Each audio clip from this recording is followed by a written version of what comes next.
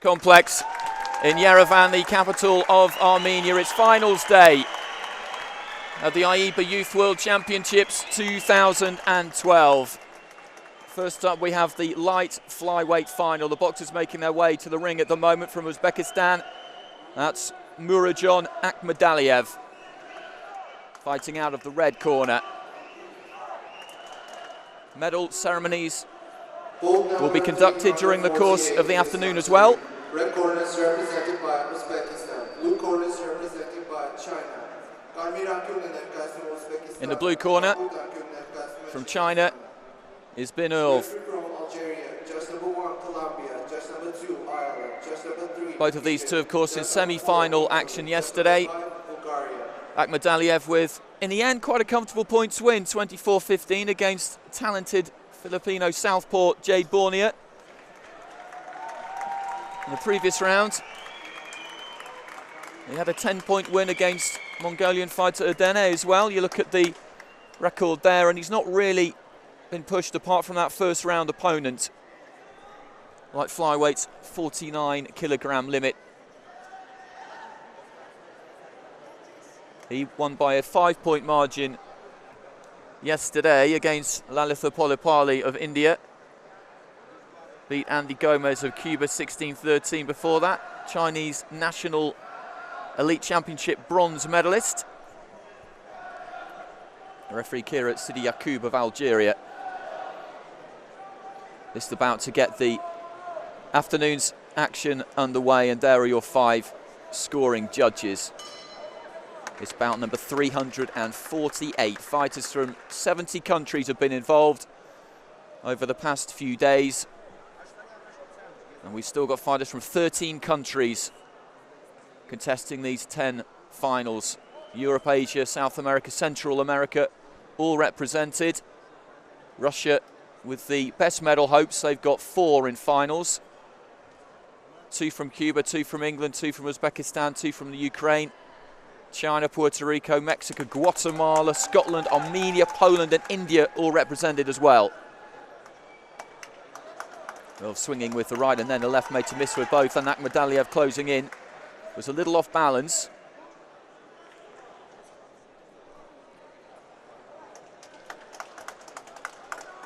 Akhmadaliev, a southpaw, as is his opponent. We've seen a lot of southpaws over the last couple of days. He was in with one yesterday, Bornea of Philippines, although he did switch from time to time as well, Jade Bornea.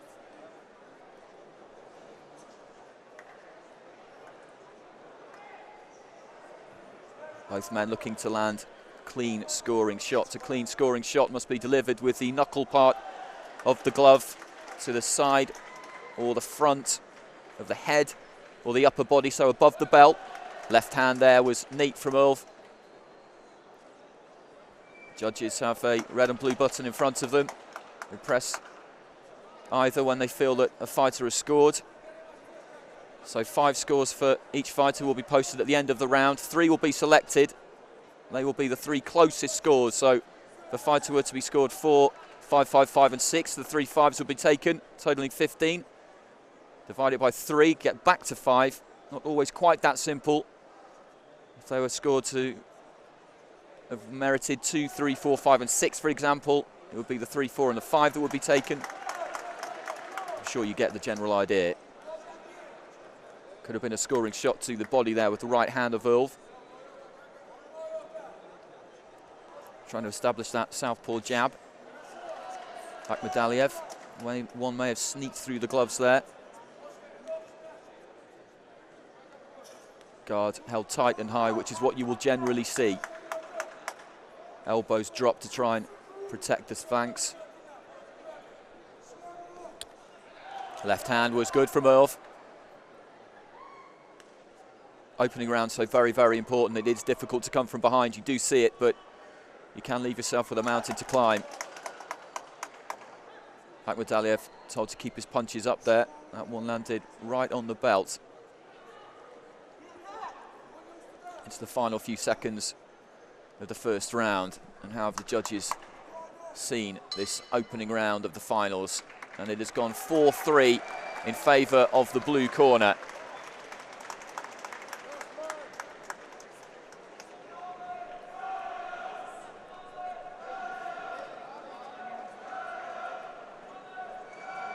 3, the 4 and the 5 would have been the selected scores for Binurv.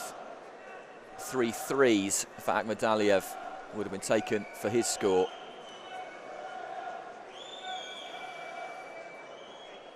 He threw more of the punches probably, but that was a good uppercut. Really got some power behind that, up through the legs, using the hips. And again, you saw the blow to the right-hand side of the head guard from Irv. It wasn't particularly strong, but it doesn't have to be.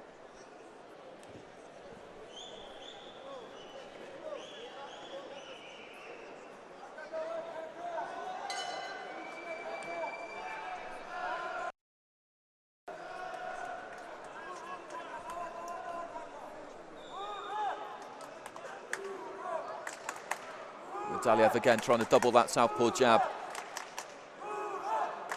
And throw the left and the right.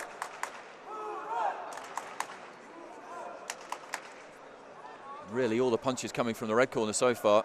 We've seen very little from Binurv in this contest. And something has gone awry. It's the corner stool in the red corner. Retractable stool.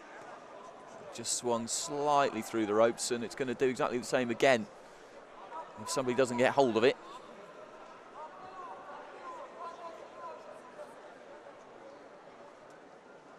That was a nice right hand from Akhmadaliev, and again he tagged Irv twice there in a couple of seconds. Contest warming up. Been a very busy first minute of the second round for Akhmadaliev.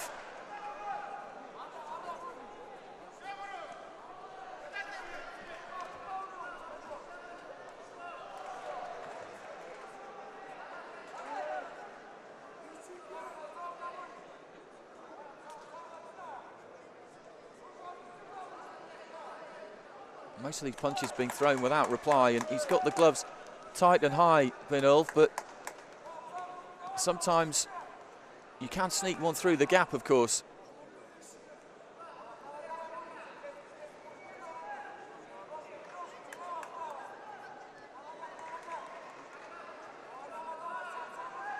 Not really working too much to the body, Akhmadaliev, concentrating on the head shots.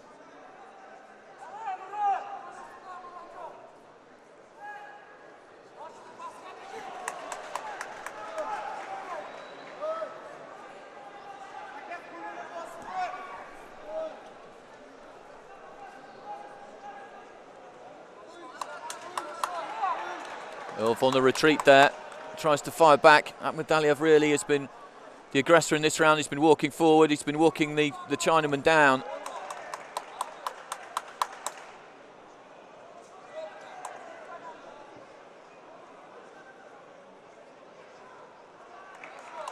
And it'll be very interesting to see how this is scored, because the volume of punches has come from the red corner, as it did in the first round, but even more so in this second. But that's not what it's about.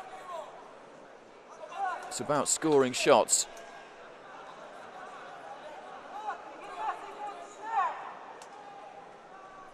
One point advantage for the blue corner after round one. These two young fighters both going for a gold medal, remember.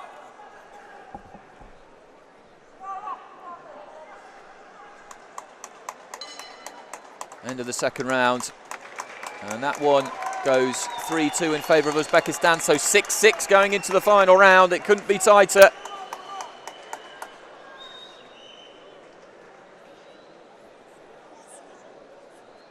Just single points in it.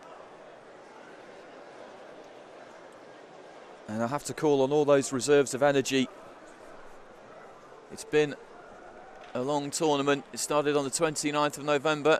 Action every day. Quarterfinals on the 4th on Wednesday. Everybody had a rest day. Quarterfinals on Tuesday, rather. Everybody had a rest day on Wednesday. And then back in action yesterday. Second time.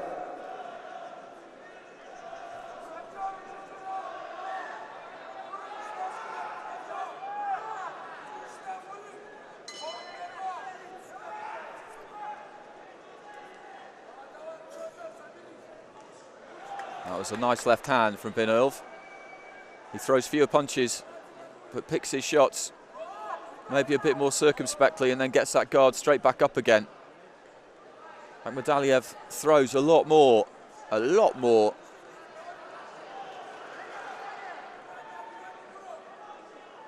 think the blue corner may have told their fighter in between rounds that he does need to up the work rate, up the tempo slightly. For the most part, he does stand straight in front of his opponent. Doesn't make too much effort to avoid punches, just make sure that they don't score.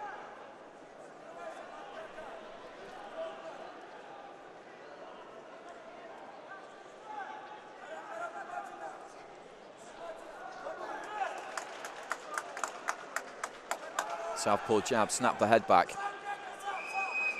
Thrown by Akhmadaliev. We've reached the stage of the fight now where either or both of these two might start to tire a bit.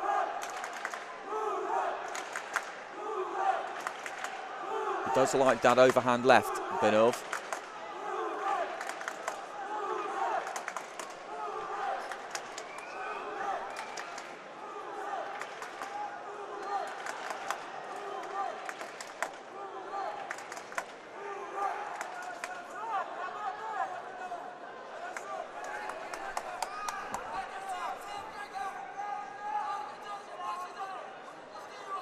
Akhmadaliev still moving forward, but a bit of the snap has gone out of his punches.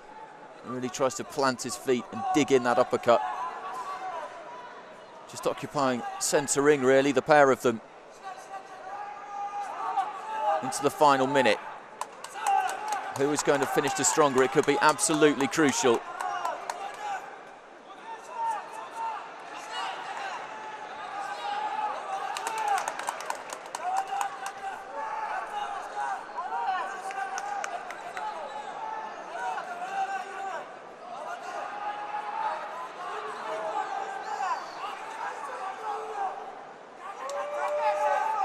It's all about digging deep now. It's all about work rate and tempo. Just a quick telling off there for the blue corner for hitting round the back of the body slightly.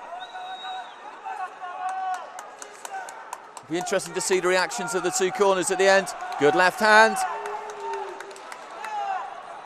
That could well have scored for Binulf. Just a few seconds left now. If anybody can just get one more scoring shot in, it could be the winning shot. No more time, the bell goes. And China maybe feel they've won that, but so do Uzbekistan.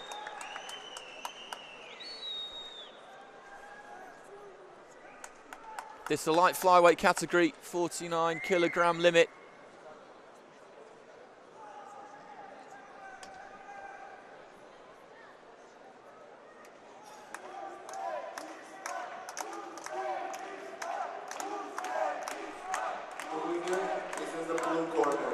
And it's China, 11-8.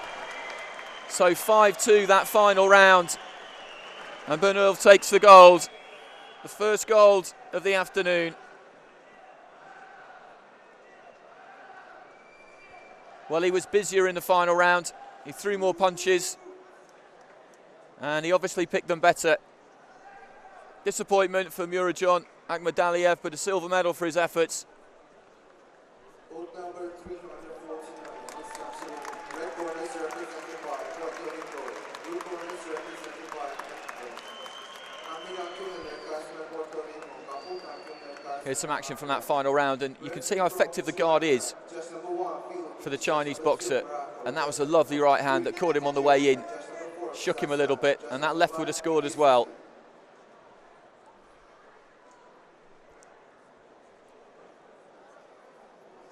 And then goes to the body. That could have been a scoring shot. Got to keep those elbows down, dropped and tucked in.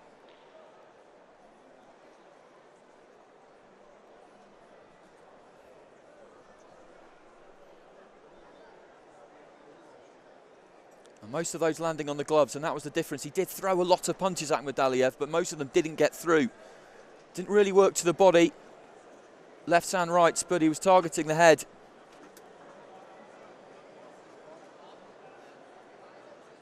And the counter-punching from his opponent was smart. Able to absorb those blows and then choose the right moment to throw back one of his own. Next weight category we've got is flyweight.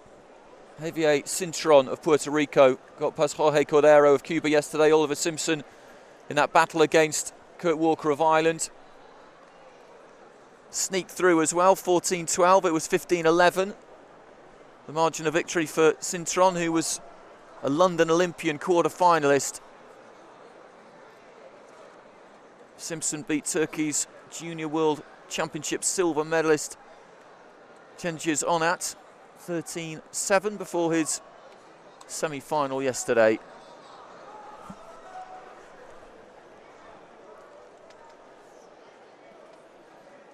There they are. Puerto Rico in the red corner, England in the blue corner.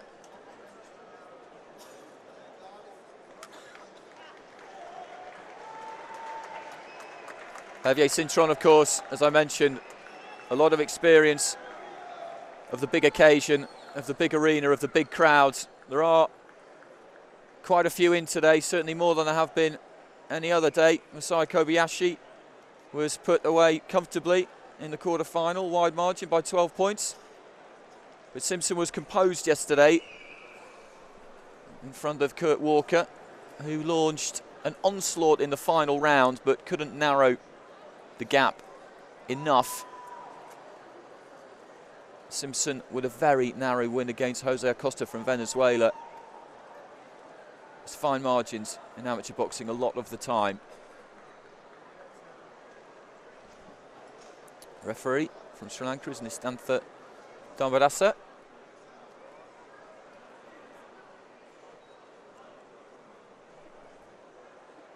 And your 5 scoring judges.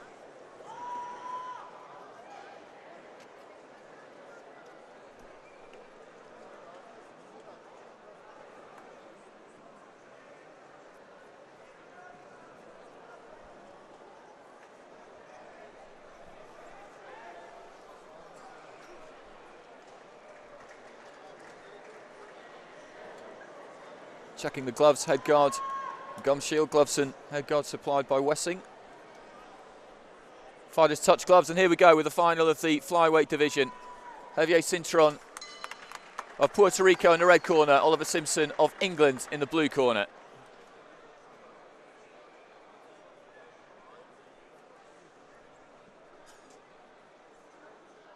Very, very light on his feet, Simpson. We saw that yesterday, bounces on the balls of the feet, quite a wide stance. Keeps those gloves high, but not as tight to the head as most other fighters. Gives him more of an opportunity to get the shots away. He may have caught one himself there, though, from Cintron, who's got quick hands.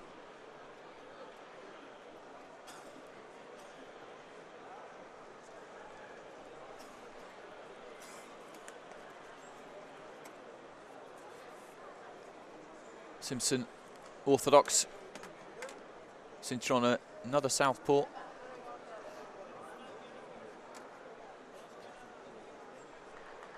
Bit of a wild right hand there from Cintron, sails over the head of Simpson.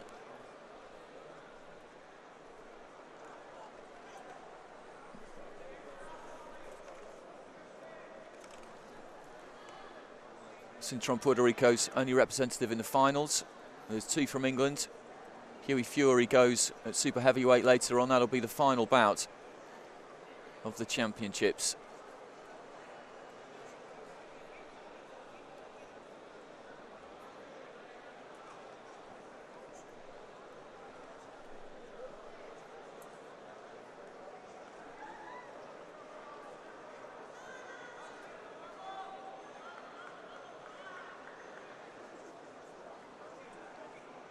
Simpson really trying to draw a lead from Cintron, trying to make him make the first move, which is exactly what his opponent's trying to do as well, and they both move in at the same time. He just stays at range all of the time, Oliver Simpson. You can see them both just nodding out that jab. They're not trying to score with it, they're just trying to measure the distance.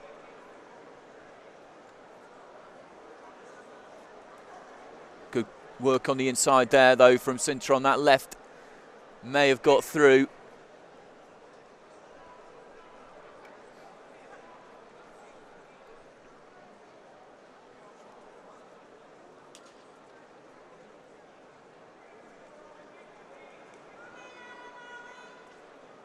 English amateur boxing, British amateur boxing on a high, of course, after the London Olympics, where they brought back a very healthy medal haul.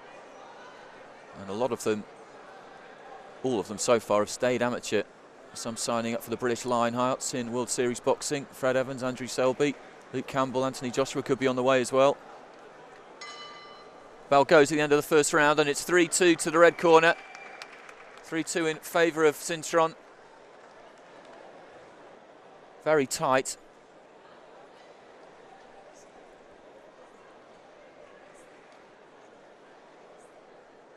And the most important thing at the end of round one is to make sure that you haven't given yourself too much to do. That was a little bit ungainly from the Olympic quarter-finalist.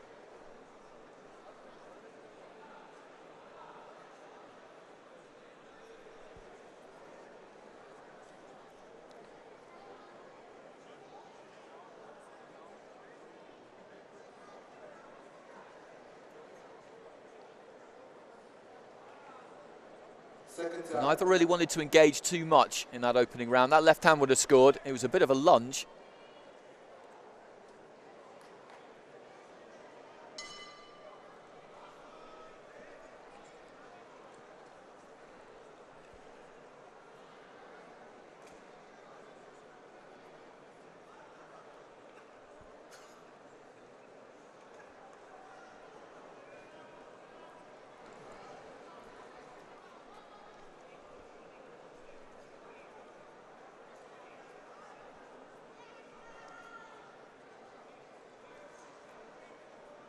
And the opening to the second, very similar to the majority of the first. Is either fighter going to try and seize the initiative here?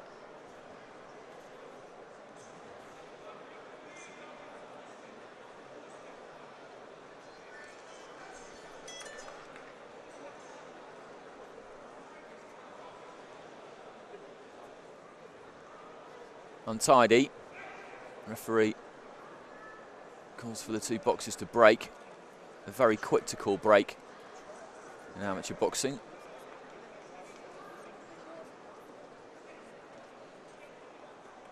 Simpson trying to work to the body and moved away just in the nick of time as that right hand came flying in from Tsitsernakaberd. I think he avoided it.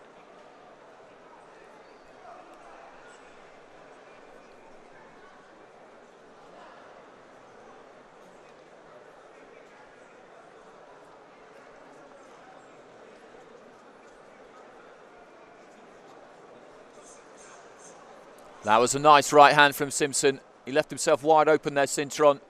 Threw a right and a left, was slightly off balance as he stumbled forward, and again they lock arms. Referee's actually letting that go a little bit more than most do.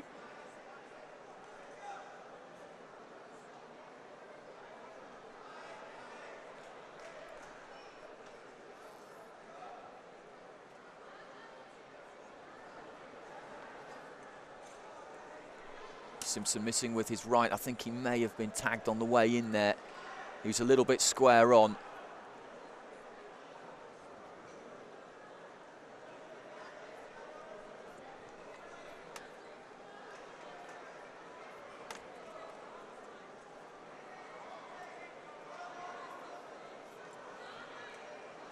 Again, caught in the clinch. Punches being thrown by both fighters there. Working to the body, looking for the body at least from the blue corner.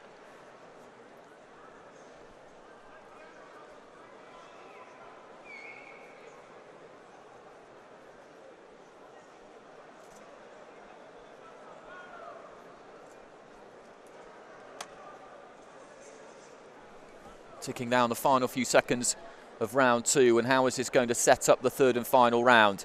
3-2 to Tsitsernakaberd at the end of the first. And it's now 7-5, 4-3 to the red corner in the second round as well. 3-4s for Javier Tsitsernakaberd is how he got his score.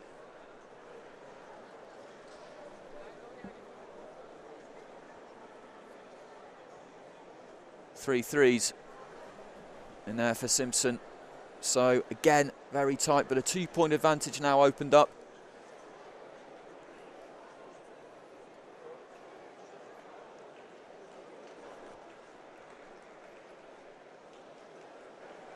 Cuffing left hand. Not sure if that would have scored or not. It maybe just glanced up off the shoulder. And those are the kind of things that those judges, who do have the best seat in the house, have to see. But it's not easy.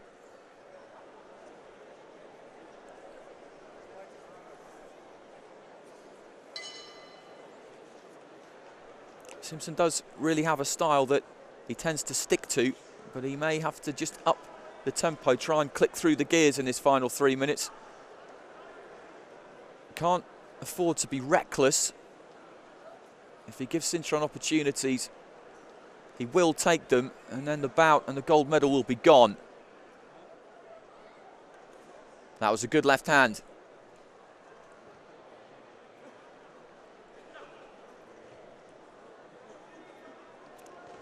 Referee just having a quick word with Simpson, pushing down on his opponent.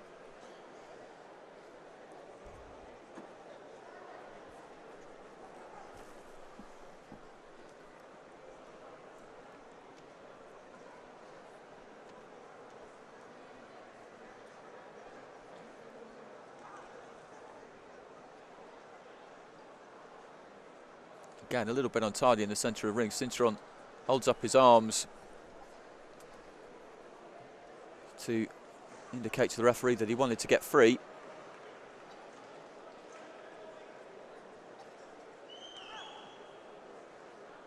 Simpson trying to work to the body.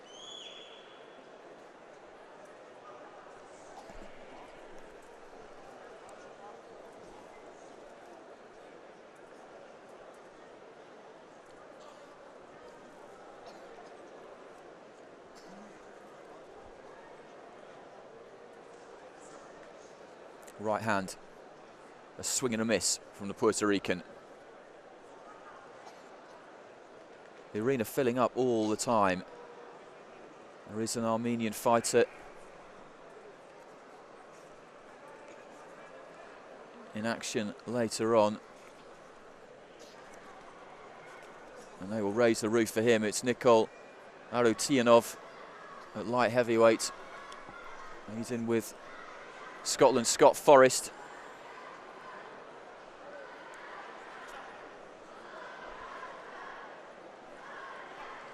Well into the final minute now, and we haven't seen Oliver Simpson really throw caution to the wind just yet. He is a couple of points down.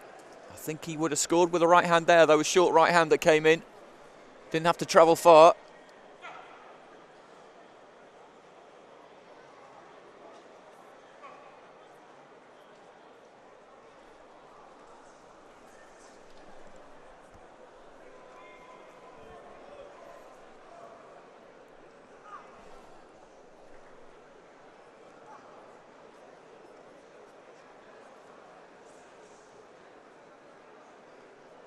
Simpson quick to get out of the way. He's got 10 seconds left. Comes in with a right hand. Did that get through the guard? That left hand from Tsitsernakaberd could have done as well. They're almost starting to celebrate in the Puerto Rican corner. They certainly feel they've won as the bell goes. At least the seconds do. We'll have to wait for the verdict as always, but Tsitsernakaberd 2 points up, going into the final round after winning the first two 3-2 and then the second 4-3. Tsitsernakaberd was the favourite, being a London 2012 quarter-finalist. It's been a very, very good performance throughout the competition by Oliver Simpson. He's got a silver medal in the bag guaranteed.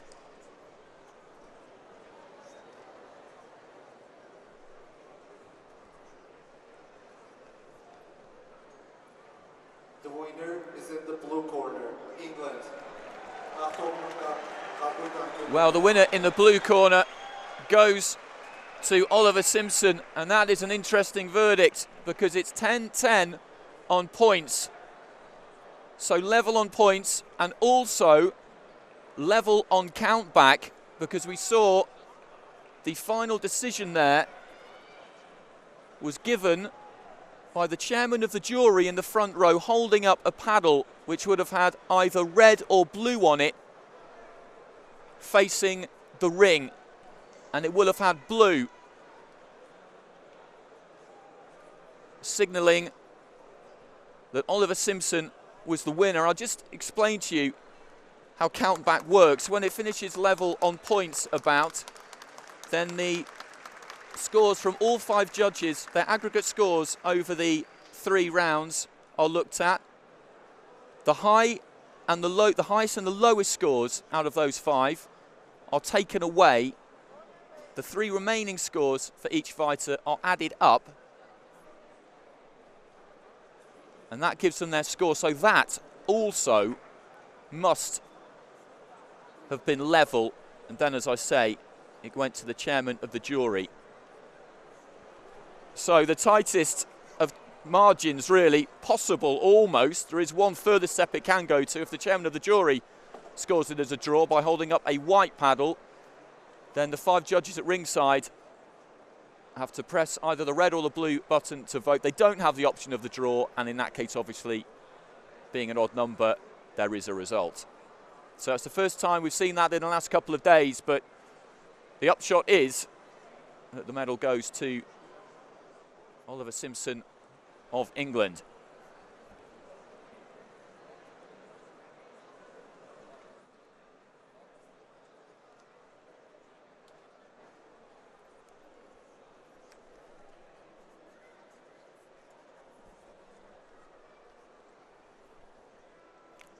Well, the next final that we've got coming up will be the 56-kilogram bantamweight clash between Magomed Rashid Jabrailov of Russia, who got through by walkover yesterday, and also Alexis Guibert of Cuba. We are, though, scheduled before then to have the medal ceremony for the light flyweights. Just saw the final of that one, of course. Bronze medals will be going to the losing semi-finalists from yesterday, Jade Bornia of the Philippines and Lalitha Polipali of India. Just getting the presentation committee in place.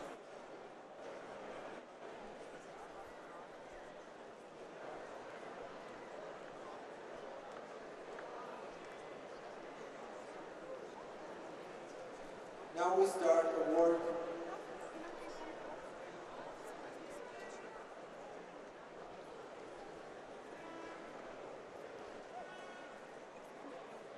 And now you see the flags. China, Uzbekistan, Philippines and India ready to be raised to the roof. This will be a very, very proud moment for all of these young men.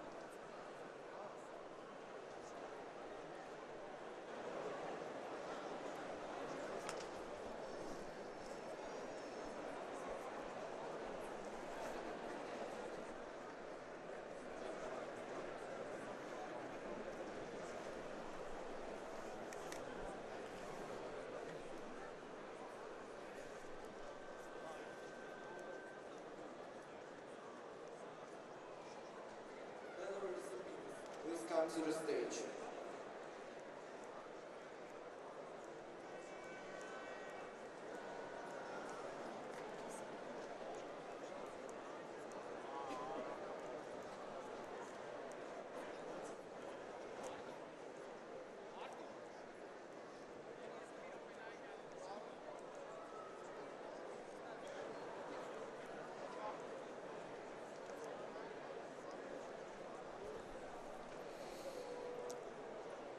Well, November the 25th to December the 8th. It's been a tremendous tournament. A lot of very, very good fights. Participants from all over the world, from Australia to Uzbekistan, from the Philippines to Scotland. All AIBA federations represented. Full teams from countries from all of the AIBA federations as well.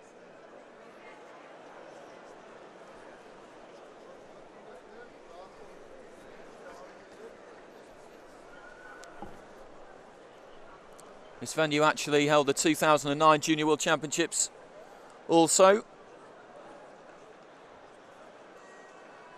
The last version of this tournament was in Baku in 2010. That was a qualifiers for the 2010 Singapore Youth Olympics as well.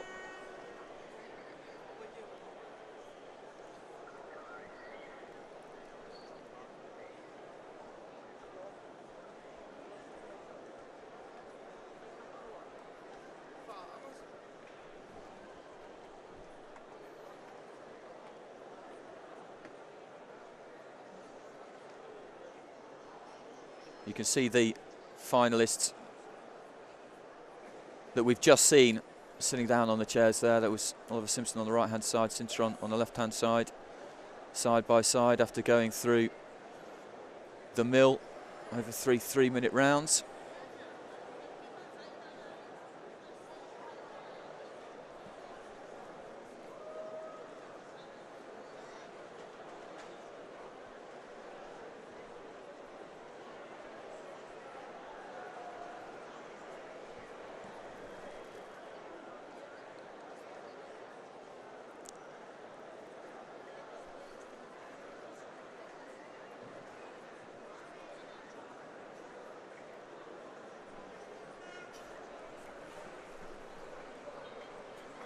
All competitors in this competition born in 1994 or 1995, so the vast majority 17 or 18.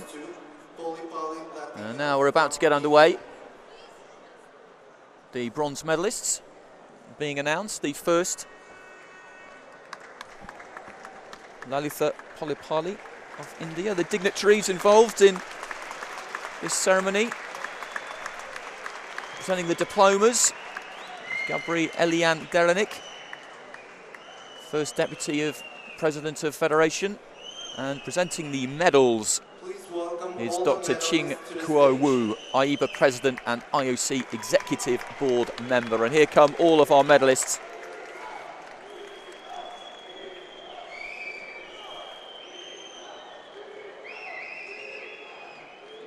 The bronze medal goes to Polipali Latika from India. And the second bronze goes Lalitha to Polipali Jade from Philippines. and Jade Bornia.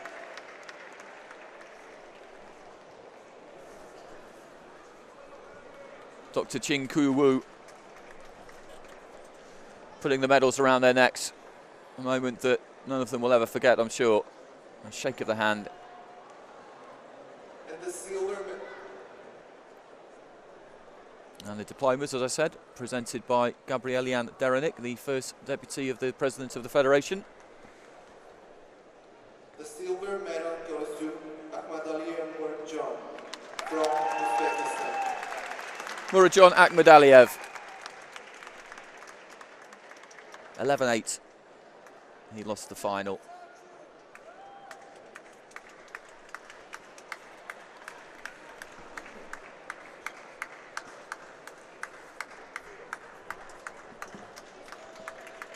The gold medal goes to LVP, China. Benelv, the gold medalist from China.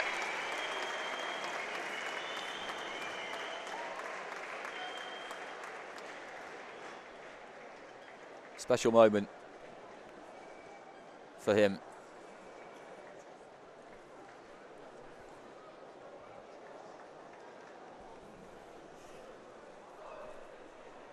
Please stand up for the national anthem of China. And now we'll have the national anthem.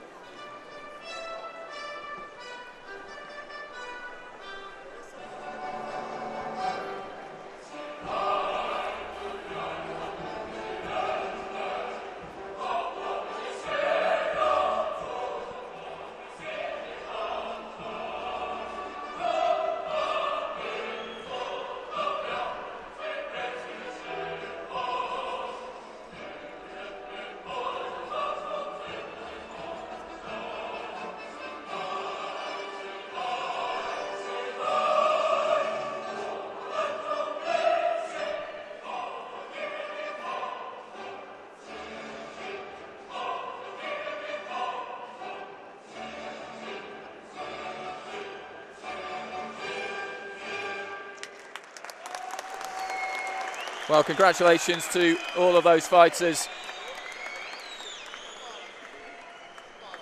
a moment today that none of them will ever forget. I'll never forget Yerevan 2012. Getting their picture taken.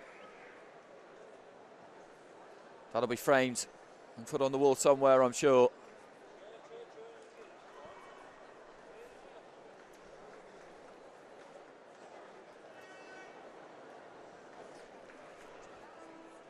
And meanwhile, backstage, just behind that giant poster you can see, our next finalists will have been waiting to battle it out for the bantamweight gold. They'll be hoping, each of them, that they're standing on that top step in the next 20 minutes, half an hour or so.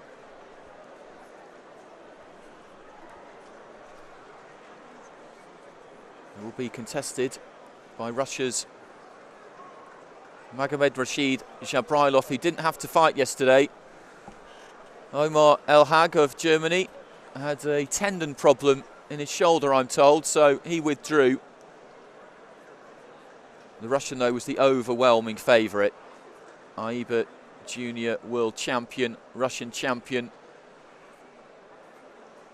Beat Gary Salazar of the USA 16-14 in the previous round. Red corner is represented by Russian Federation. Blue corner is represented by Cuba.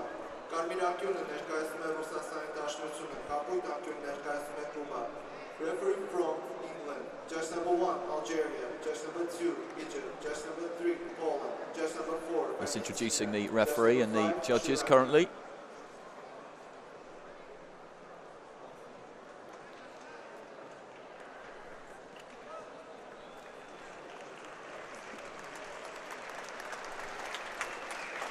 And there is Jabrailov in the red corner. He looks relaxed, doesn't he?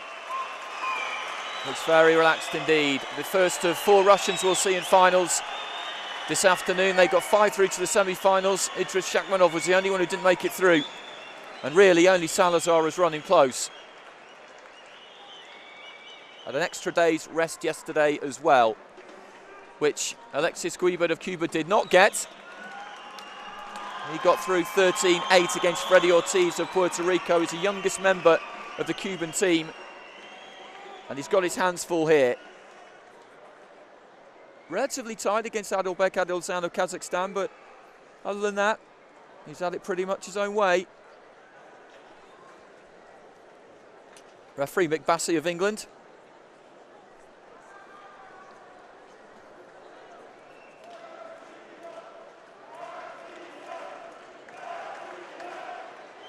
And there are your 5 scoring judges ringside. Bout number 350.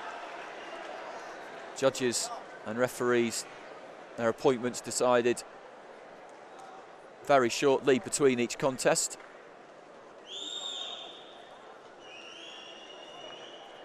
Fighters, federations of countries can never possibly know in advance who is going to be the 3rd man in the ring or who is going to be scoring. Mick Bassey calls the 2 to the centre of the ring.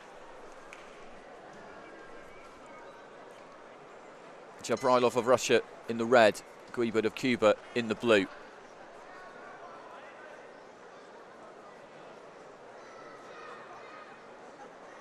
Guibert, another southpaw.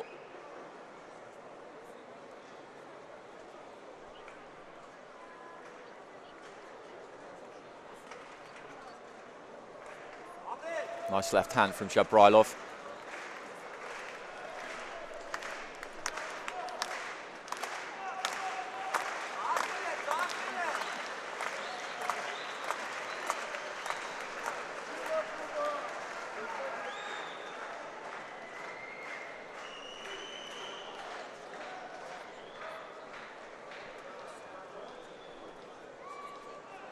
Chopping left, missed from Guibert.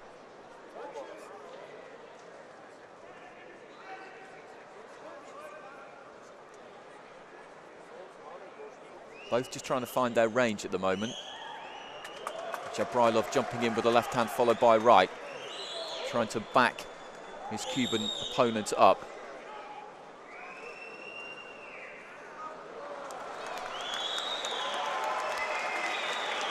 Well, he touched down.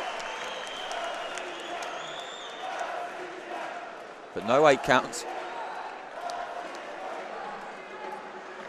No extra point for a knockdown in amateur boxing.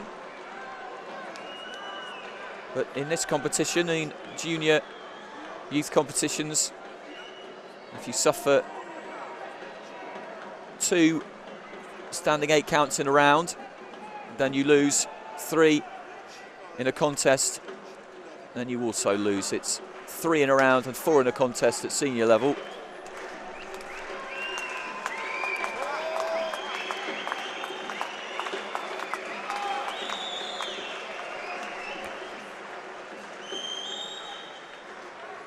Jabrailov trying to get through with the right hand caught on the gloves by Guibert. Good flurry from the red corner.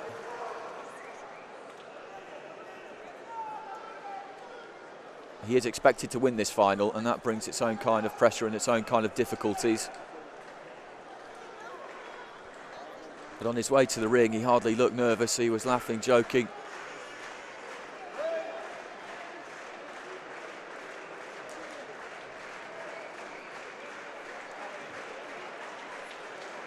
Referee allows the 2 fighters to disentangle themselves rather than call break too early.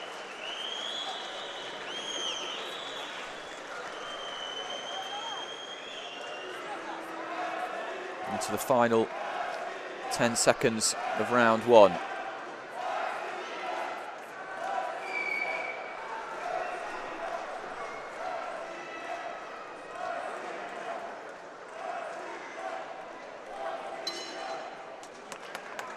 And the first round goes 2-0 to Cuba. Well, the 3 zeros are the ones that count for Jabrailov there. A 2, a 3 and a 2 will have counted for Alexis Guibert, so he's made a good solid start.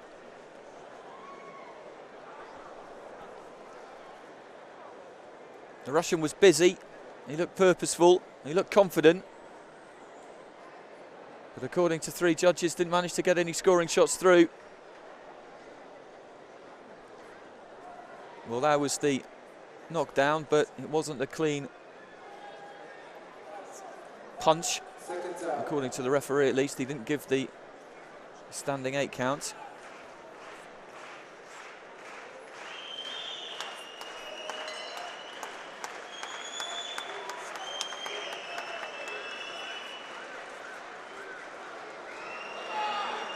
And he's really come out at the start of the second round, Alexis Guibert. Maybe his confidence has really been buoyed by what happened in that opening round. You could make the argument that he just needs to do the same again. I'm not sure that Jabrailov will let him.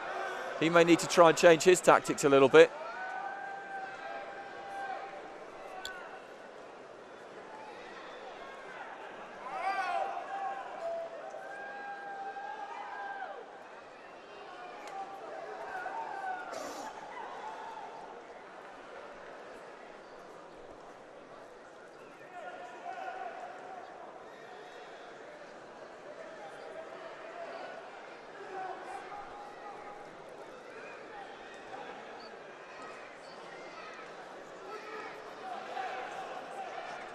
Guibert always managing to stay just slightly out of range. Darts in and out with the odd raiding attack himself.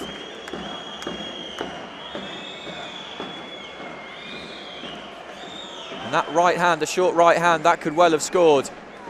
Jabrailov on his way in to try and get closer, to try and get within punching scoring range. Tactically, the Cuban is fighting a very smart fight. He's not making the running, but after the first round anyway, he was winning the fight. And halfway through the second, I'd say he still is.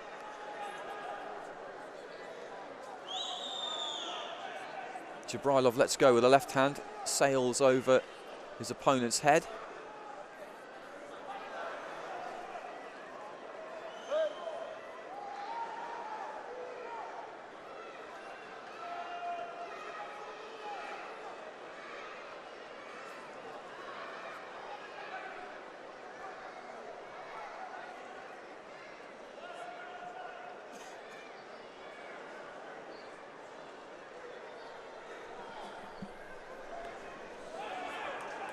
Again, neat work.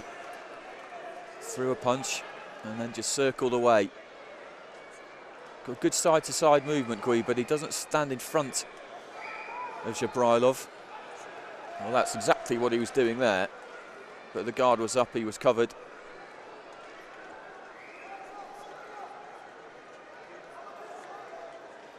Looking to throw that uppercut from the waist. The gloves were dangerously down, and good reflexes though to avoid that snappy left hand.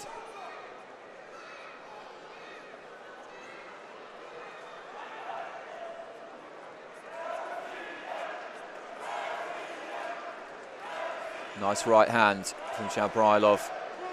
That may have scored.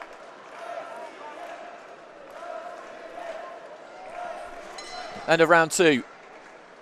And it's 6-4 Cuba, 4-all in that round, so he maintains a 2-point advantage. 3-4s. Jabrailov will have scored the 4, the 5 and the 4 for Guibert. Jabrailov's got it all to do here. And he is 3 minutes away from a gold medal. The youngest member of the Cuban team, and as usual they sent a full team of 10, 1 in each weight category. That was a nice left to the body. Acknowledges the punch. It span him around. And that short right, again, was well executed.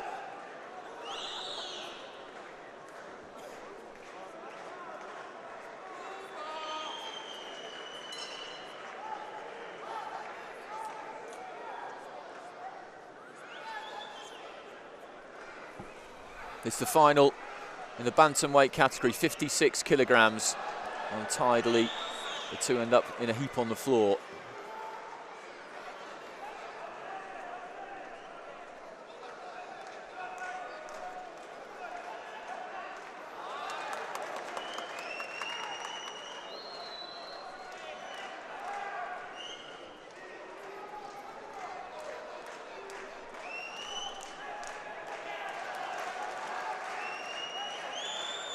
Jabrailov has got to try and put some educated pressure on Guibert. And there's a problem with his shoelace, just needs his left bootlace done up, goes back to the blue corner. Jabrailov retreats to a neutral corner. The clock has been stopped.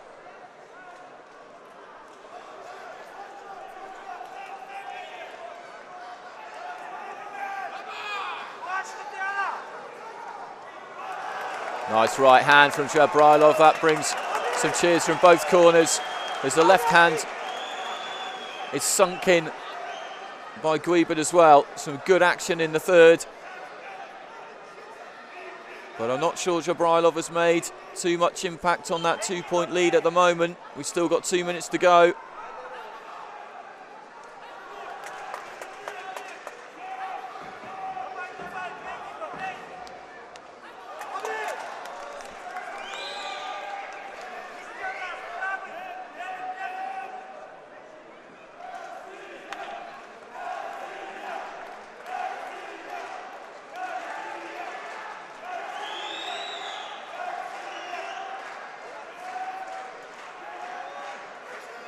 Jabrailov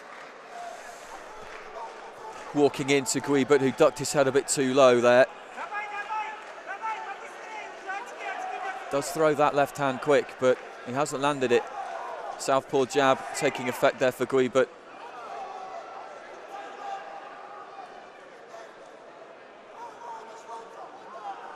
Wild with the right and made to miss. He's got the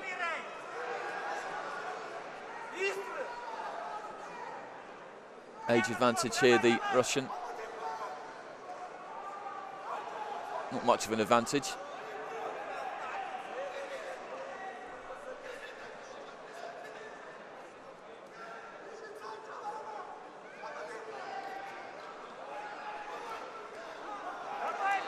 Guibert though was only 17 at the end of November, on the very last day of November, so when the tournament had already started. But this has been a very mature performance I don't want to get too carried away and give him the win already. It's very difficult to second-guess the judges a lot of the time, but he's frustrated, Jabrilov, for the most part.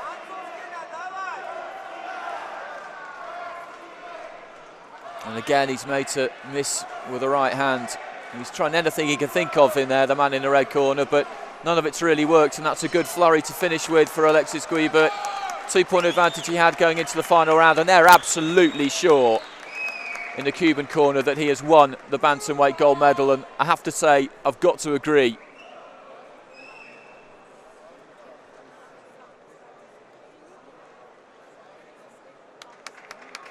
Two fighters go to the opponent's corners. The winner is in the blue corner. Now the winner is in the blue corner, and it's what we expected. 12-8 in the end, 6-4.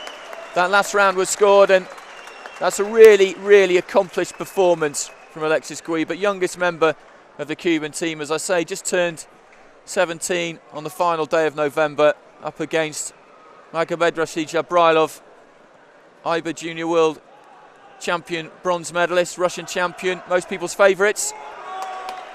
But it's gone the way of Alexis Guibert.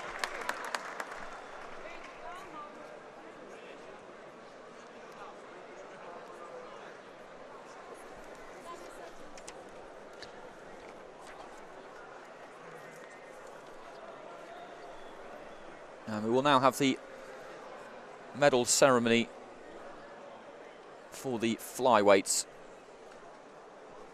That final bout that we saw just a few minutes ago.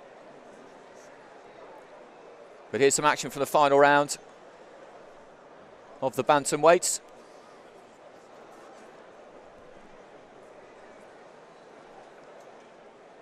And the theme of the fight really was that Jabrilov couldn't find an effective way to get into a scoring position without being caught himself. That right hand high to the side of the head would have scored, as would that straight right.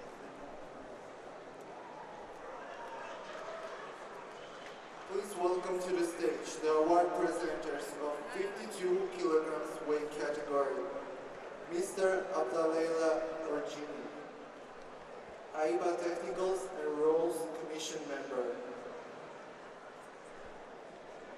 and Aramais Martirosyan, Armenian Federation member.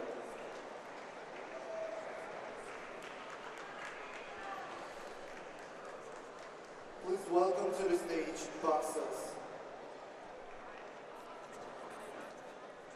And here come the boxers, the two bronze medalists, Kurt Walker of Ireland, Jorge Cordero of Cuba. In the silver medal position, Javier Cintron of Puerto Rico, and gold for Oliver Simpson of England. Cordero George, representing Cuba, and Walker Kurt, representing There is Jorge Cordero and Kurt Walker stepping up.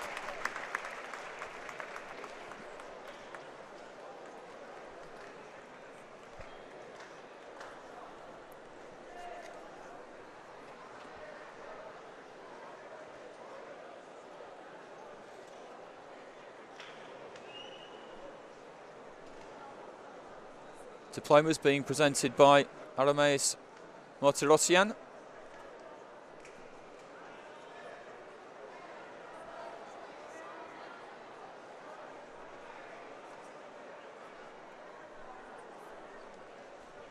For the silver medal, Cintron Javier, representing Puerto Rico. Javier Cintron got to the quarterfinals in London 2012, receives his silver medal. He looks disappointed. It was by the narrowest of margins, 10 points each it was. At the end of the bout, it went to the second round of countback. Actual countback was level as well. That doesn't happen too often. And then it was the chairman of the jury who gave his casting vote. And Oliver Simpson steps on to the top step, gold medalist at flyweight.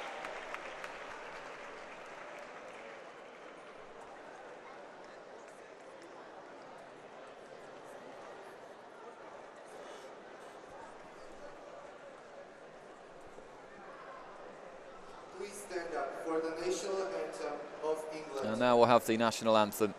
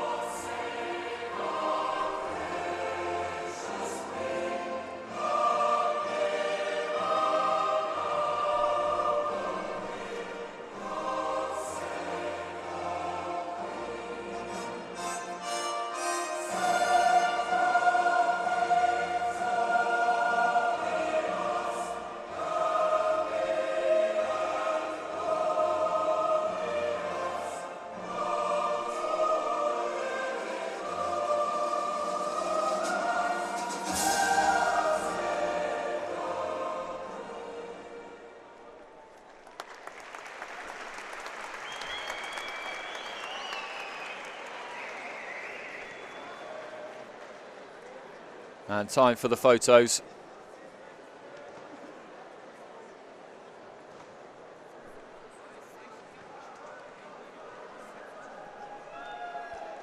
And the next bout we'll see will be the final, contested by the lightweights at 60 kilograms between Mexico's Raul Curiel, who turned 17 yesterday, and what a way to celebrate beating Luis Torres of Venezuela by a narrow margin of 15-13.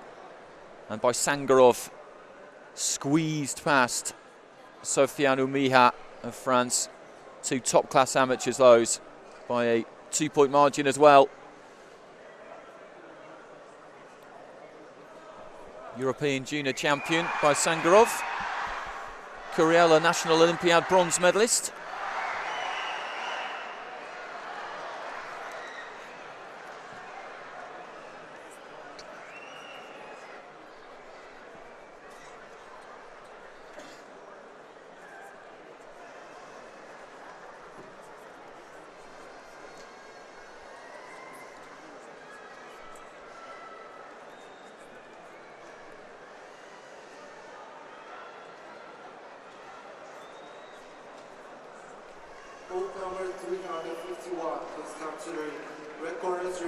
And there's Raul Curiel in the red corner.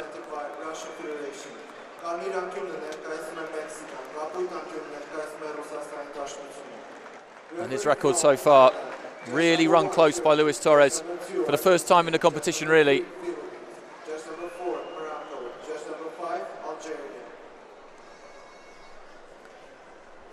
And Hussein by Sangarov.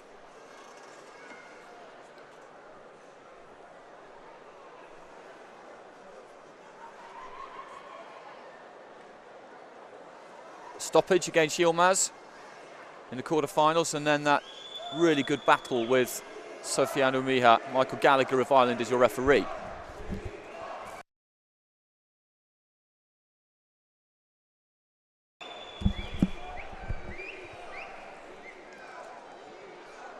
Scoring judges: Algeria, Morocco, the Philippines, Argentina and Turkey.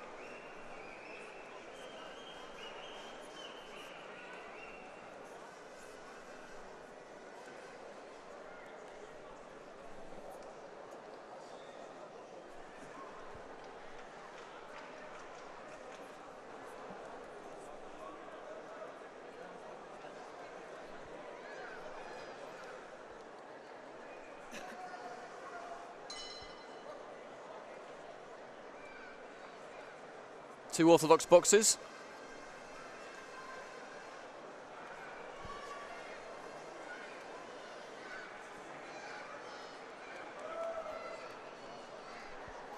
Early pace being set by Curiel. By Sangarov leaping in with the left hand. It was a bit untidy yesterday at times against Mija. Mija distraught when the decision came out at the end. Yeah, quite a lot of support in the arena as well. It was very tight all the way through.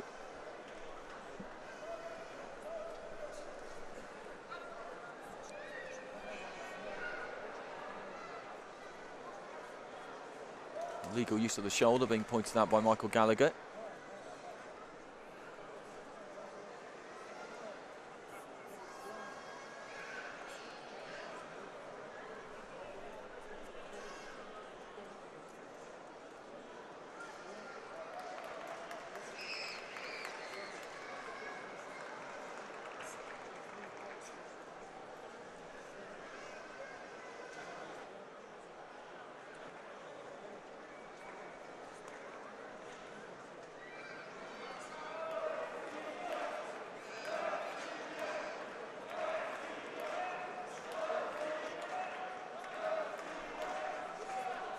Sangarov just covering up punches put together by Curiel, but none of them would have scored.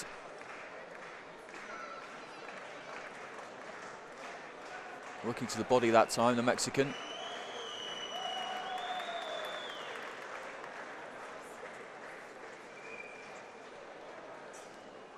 The only Mexican fighter who made it through as far as the semi-final stages.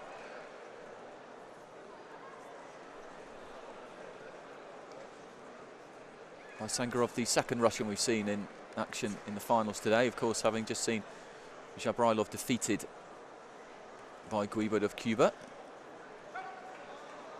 2 more to come.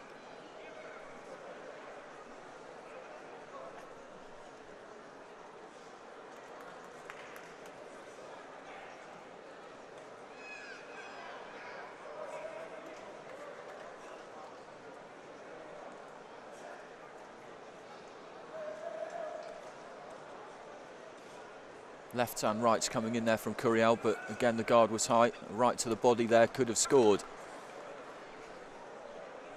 for Sangarov.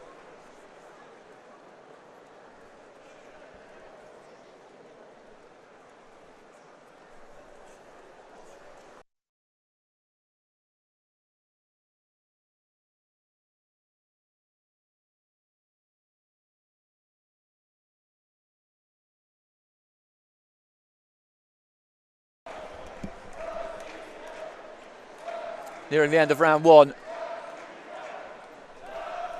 The all-important first round. The scores will be up in just a second. And they tell us that Russia leads 5-2 at the end of the first round. Curiel with 3 twos in there. Consistently higher, of course, across the board for Sangarov, who remains standing in the blue corner between rounds.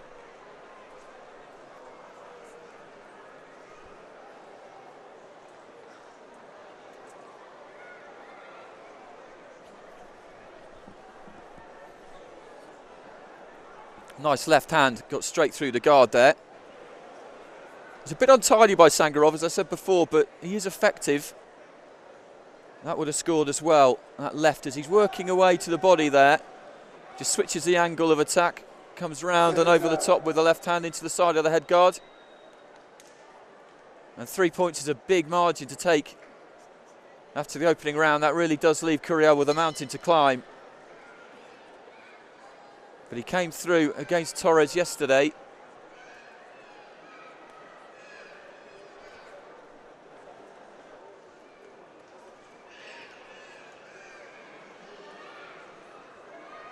Nice uppercut there from Curiel, putting the punches together towards the body, rights and lefts, and then just threw one up the middle.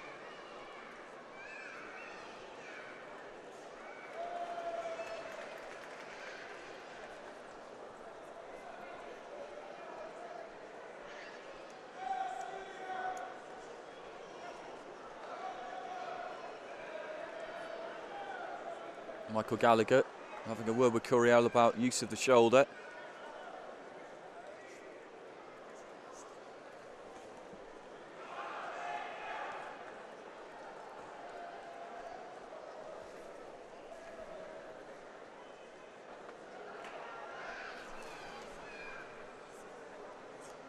By Sangarov on the move, we might see a bit more of that. Far too early to start running, but a 3-point lead is substantial. And he'll know that he just needs to be disciplined here. He doesn't need to take any chances. or do anything foolish. Curiel has got to come after him, and that will give him opportunities.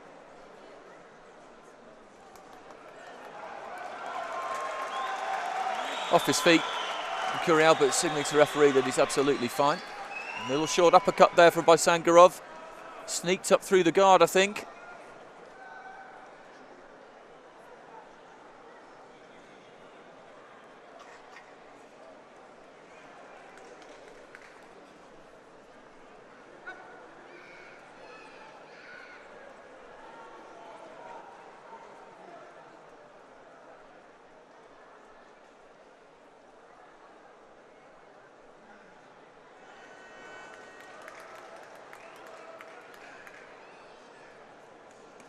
Curiel goes to the body, then switches to the head.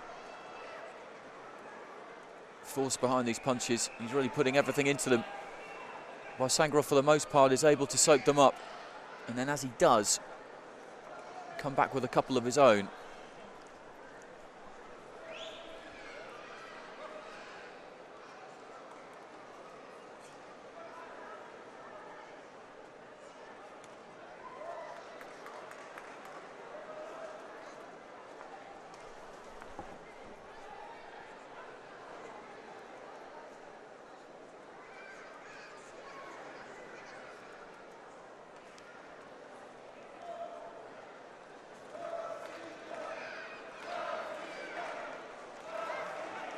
Well, off balance, he just ducked his head, Curiel, to try and get out of the way of those punches from Baisangarov. One of those landed, the left as he came in, and then covers up on the ropes and turns his man nicely into the final couple of seconds of round two.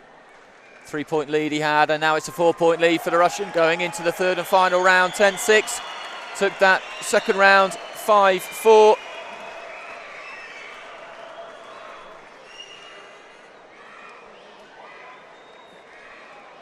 And really now, it is Baisangarov's to lose, you'd have to say.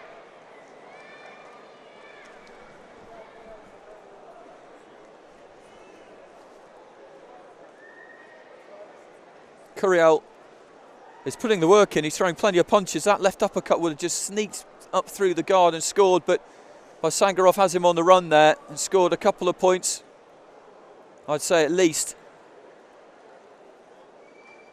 A couple of clean punches that put him down there, and Michael Gallagher could, if he wanted to, have given him a standing 8 count there. Not that that would have made any difference in terms of points scored. Into the third round, and Curiel really has it all to do. And there's something on the canvas, a little bit of tape. The referee just removes it.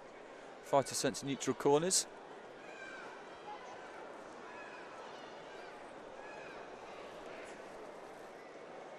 Curiel again goes to work, but again, it's all been caught on the gloves.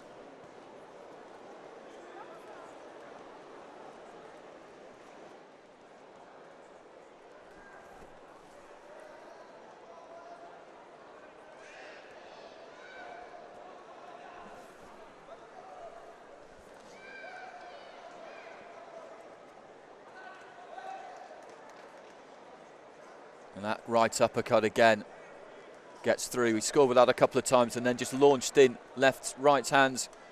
I think at least one of those got through cleanly to the side of the head guard. He's boxed on the counter-attack mainly by Baisangarov, but it's worked. A left uppercut from Curiel finds the target that time as well. But he doesn't mind it, Baisangarov, when his opponent gets in close.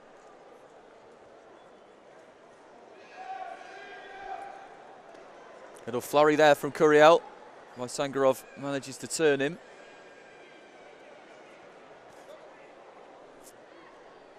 Four points is a big lead going into the final round of a bout. And that's his signature shot, that uppercut really. Once he gets into a clinch, he just twists to his left-hand side and fires that right straight up the middle.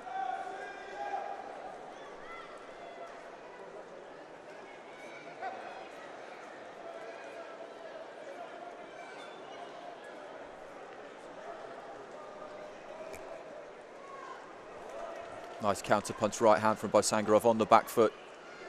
but Curiel was just in range.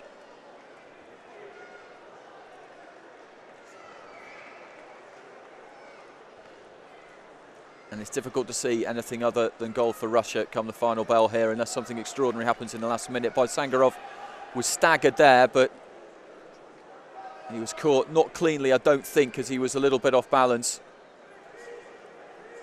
And again, that uppercut, I think, may have scored.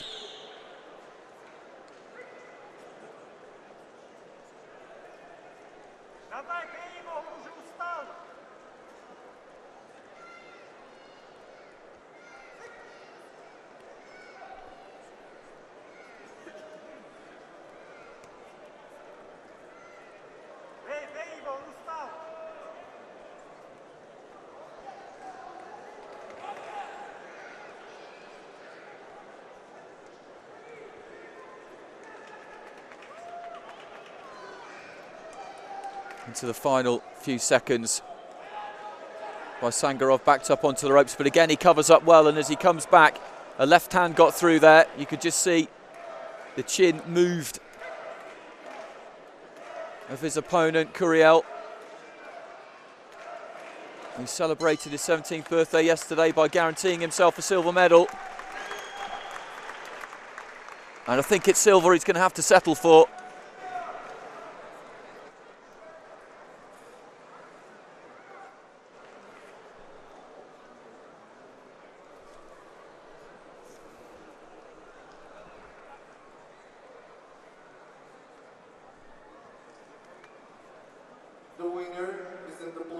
And it is Sangarov who's got it. He won the final round by a point, so wins 15 points to 10 overall.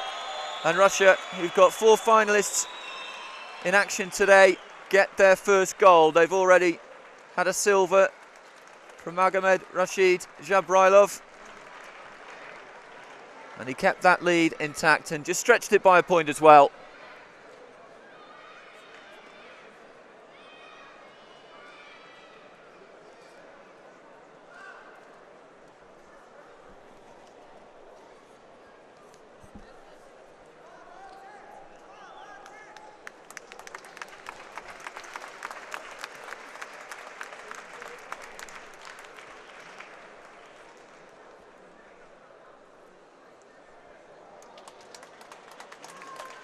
And Raul Curiel just walking down in front of me now. Put up a very good fight, a very good effort. One of the youngest men in the tournament. And now we're going to have the medal ceremony for the bantamweights. Please welcome to the stage the award presenters of the 56 kilogram weight category, Mr. Demirchyan, the third placer World Championships in 1993, and Khachaturian Samson, the winner of European Championships. The medals just being brought out. That'll be a welcome sight for these 4 young men. Please welcome to the stage boxers.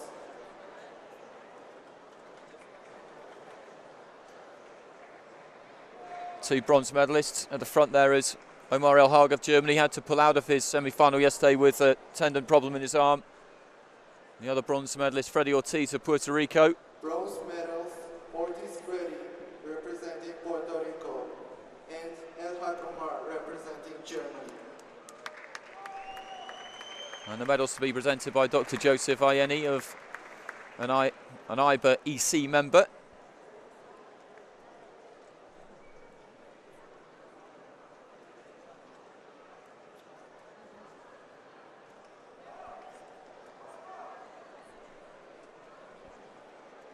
And the diplomas being given by Khachaturian Samson, former European Championship winner.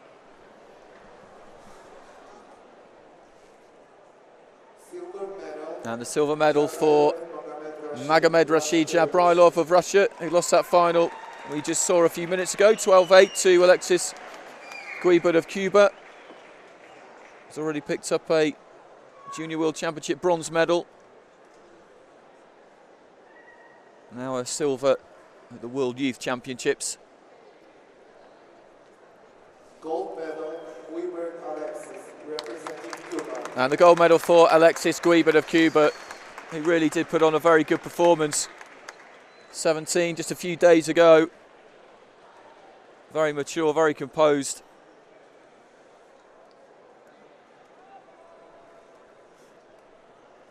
And now we'll have the Cuban national anthem.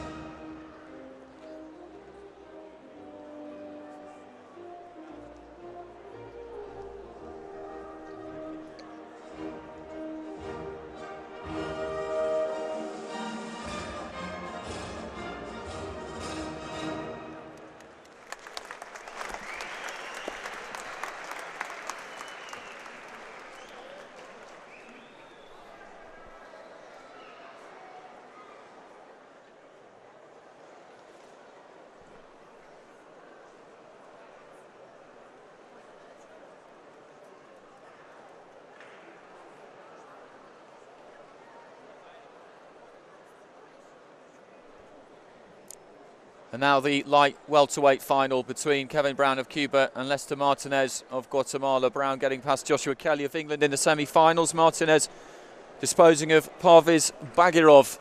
That was a very good win. Bagirov of Azerbaijan, a European youth champion. Martinez, by winning his quarter-final, became the first Guatemalan to medal at an international boxing event. And he improved on that guaranteed bronze.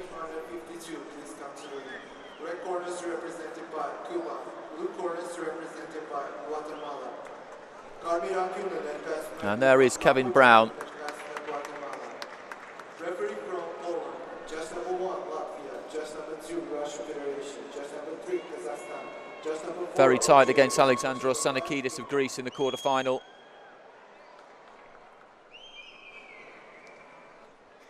Light welterweight at 60 kilos.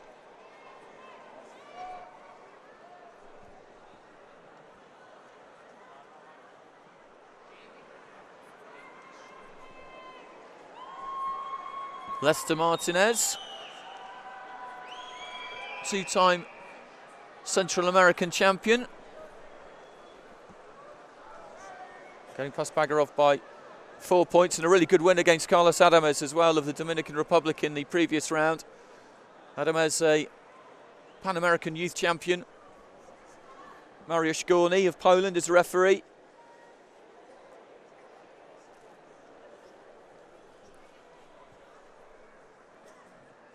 Brown in the red corner, Martinez in the blue corner.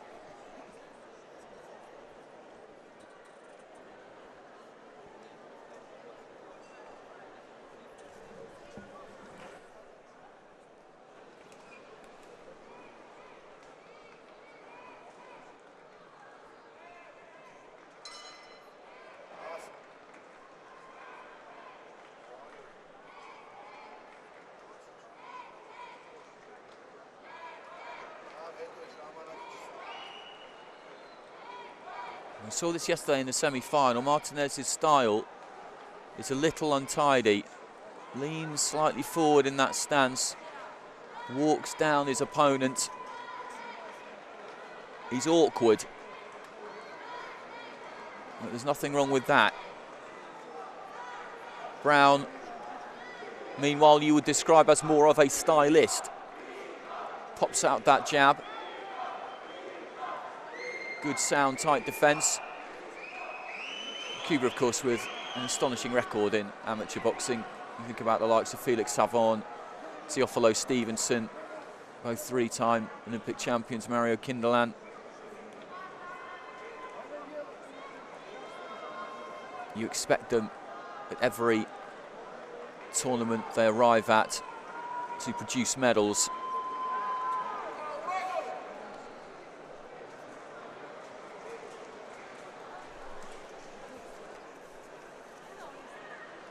They've got two finalists today.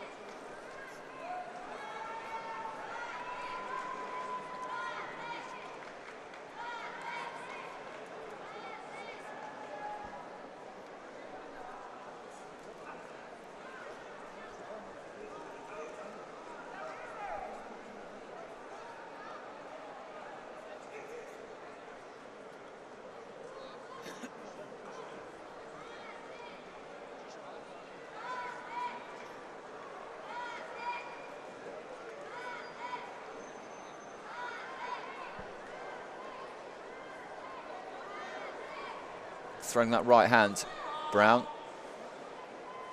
Slipped over the head of Martinez, who ducks his head a little as he comes in, but got a left hand away.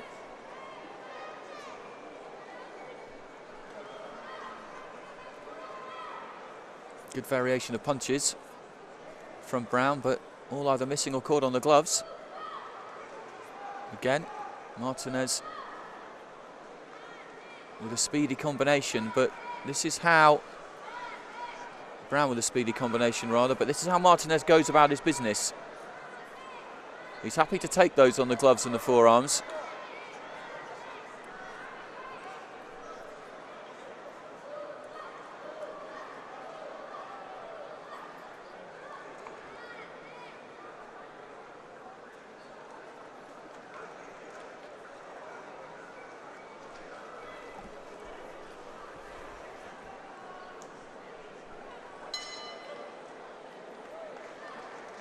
And at the end of the first, it's Guatemala that's up, 4 points to 2.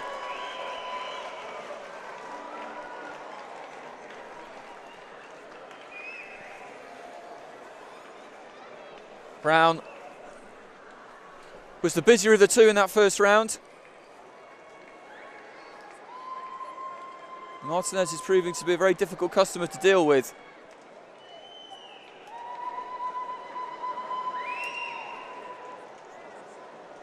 A 2-point lead at the end of the opening 3 minutes is a healthy one.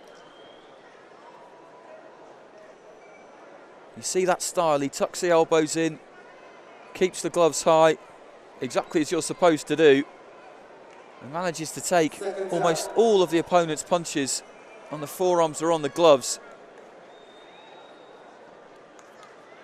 But also manages to score with some replies of his own.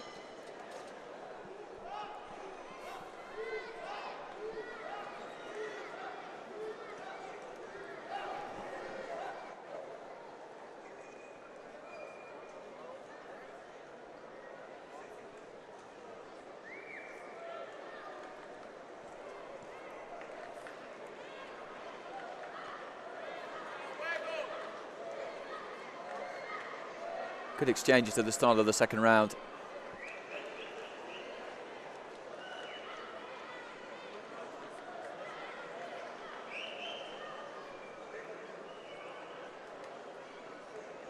Right hand thrown over the top there from Martinez. May have got through to the left-hand side of Brown's head guard. Strong punch from the Guatemalan. Just sent Brown staggering back a little bit across the ring. Didn't land cleanly, I don't think.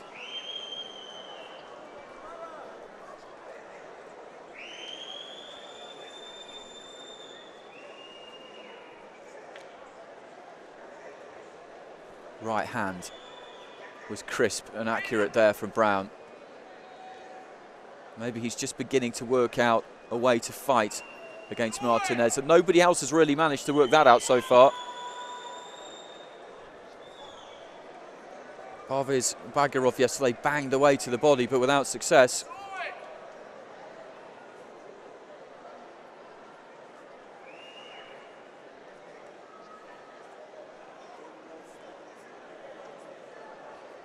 Good footwork from Brown. But you can never stay away from Martinez for too long.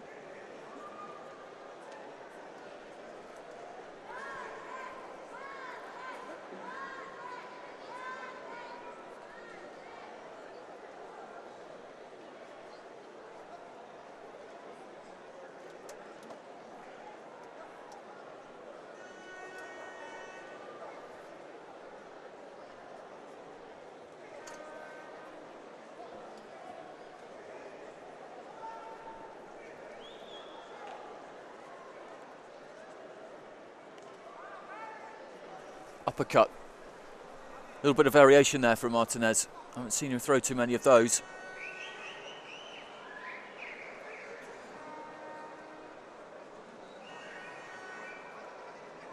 The judge's verdict at the end of this second round is absolutely crucial for Brown. 2 points down after the first. He cannot afford that margin to have widened. Nice right hand. Good work on the inside. And it's 9-all at the end of that round. It was given 7-5 in favour of the Cuban. There were a lot of punches thrown, and a lot of them scored.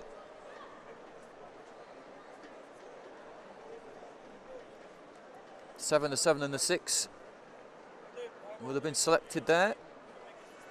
And 3 of those 4 5s the selected scores for Martinez. So maybe it just is the case that after that first round, Brown managed to work out a more effective way of fighting against Martinez, who's very strong. Brown with a good tight defence, gets his own punches away, and a nice crisp left lead got through there. So as tight as you'd like going into the third and final round. We have seen one bout already level on the scorecards after the end of the third round. Oliver Simpson winning by, well, I'm not sure exactly how you describe it, double countback. Countback was level as well, so it went to the chairman of the jury, who found in the favour of the blue corner. Doesn't get much closer than that. Good left hand there from Martinez. Just caught Brown in his tracks as he tried to pivot away to his left-hand side. He can sometimes come up with some surprising punches, Martinez. It's easy to look at somebody with his style and see him as being maybe a bit one-dimensional. He does tend to come forward in quite straight lines with that guard held high, soak-up punches on the gloves as he is there, but every now and again he just throws in one you're not really expecting from an angle that he hasn't previously found.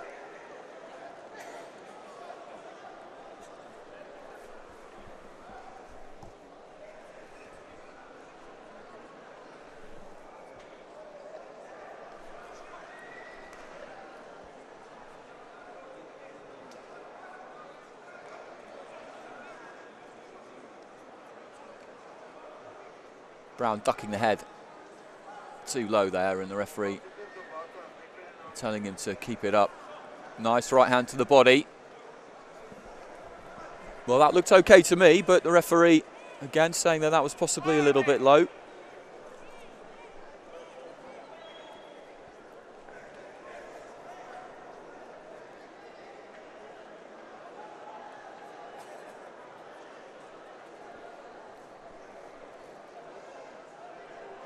We head into the 9th and final minute of this contest. This light welterweight, 64 kilograms for gold, between Lester Martinez in the blue corner, Kevin Brown in the red corner. And who's going to finish the stronger? It was 9-all going into the final round.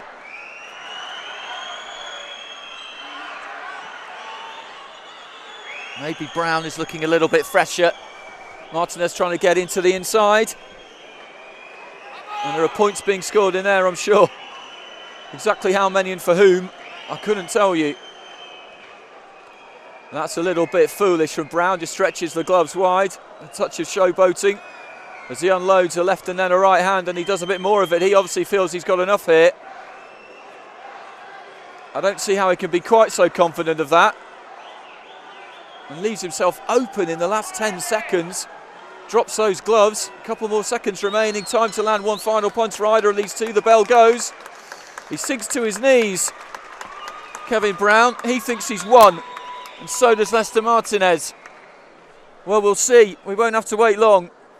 4-2, Martinez won the first round. 7-5, Brown won the second round. 9-9 then, heading into the third and final round. He's very confident. The Cuban, he's very confident indeed. Let's see if it's justified. The winner is in the red corner. It is justified. He gets a decision. He took that final round 8-5 to overall win 17-14, and that's a very good performance after being 2 points down at the end of the first round. To turn it around to that extent is impressive. And it's gold for Cuba and gold for Kevin Brown.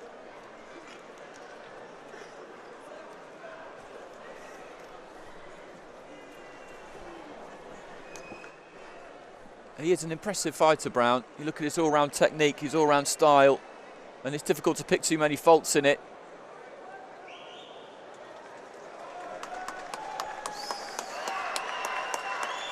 Bit of support for Cuba inside the Karen Demirchyan Sports Complex.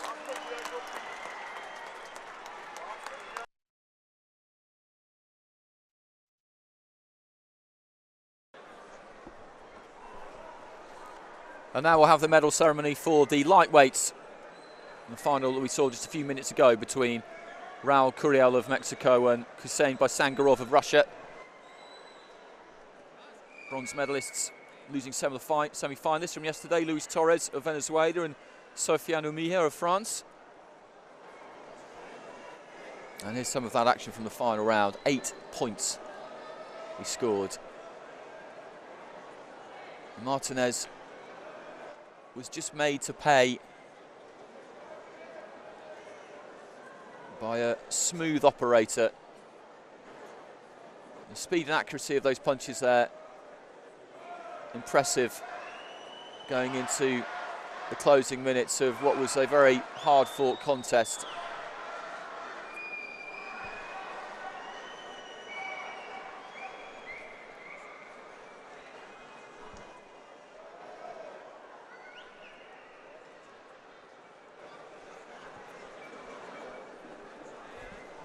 Welcome to the stage, the award presenters of the 60-kilogram weight category, Mr. David Francis, AIBA technical delegate, and Yerevan, the prisoner of European Championships.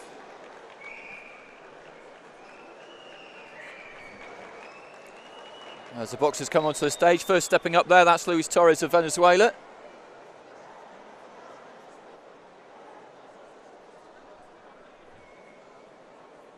He's joined by Sofiane Oumiha, who was so very disappointed to lose his semi-final yesterday. They were both very close at this weight.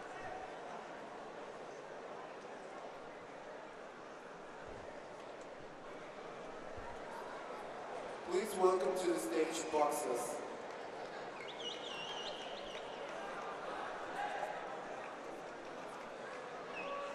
Bronze medals. Oumiha Sofiane, representing France, and Torres Luis, representing Venezuela. Two young men step up. The medals being presented by Mr. David Francis, AIBA technical delegate.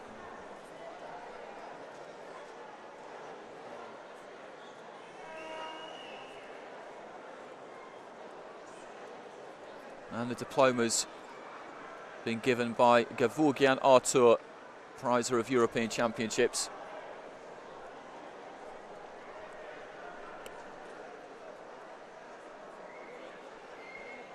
Silver medal, Raul, representing Raul Curiel of Mexico with the silver, lost out 15-10 to Baysangarov in the final. Turned 17 yesterday. And that is some present to have, some present to give yourself. Gold medal by Baysangarov Hussein, representing Russian Federation. And Hussein Baysangarov gets Russia's first gold of the tournament. European Junior Champion. And now AIBA Youth World Champion. One to watch. Please stand up for the national anthem of Russian Federation. And now for the national anthem of the Russian Federation.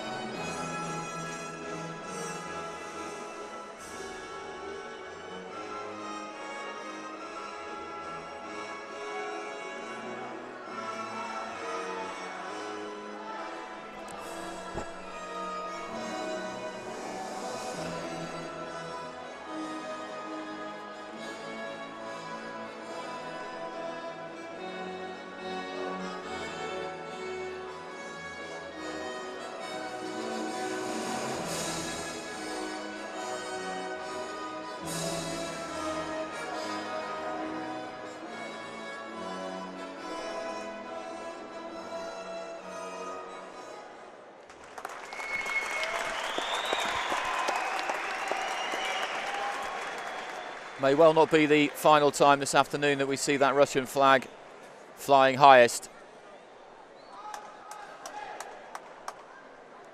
So a lot of that during the Olympics, didn't we? Athletes putting the gold medals or whatever colour medal it happened to be in their mouth. Not quite sure who started that. Back to the action. Next, it's the welterweight final between Kozimov Akhmazbek of Uzbekistan and Artem Solovyov of the Ukraine. Very tough fight Solovyov had yesterday against Osman Aydin of Turkey. 17-13 he got through in the end. Aydin came forward relentlessly throwing punches. That's Kozimov Akhmazbek of Uzbekistan coming in. Most people's favourite for this one before it started. Welterweight at 69 kilograms.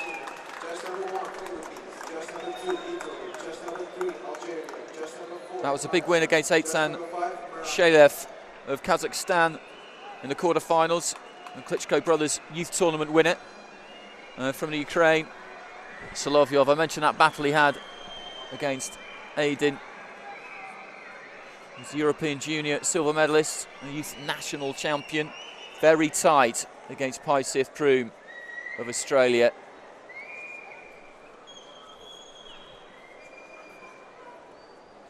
Referee Gerardo Poggi of Argentina.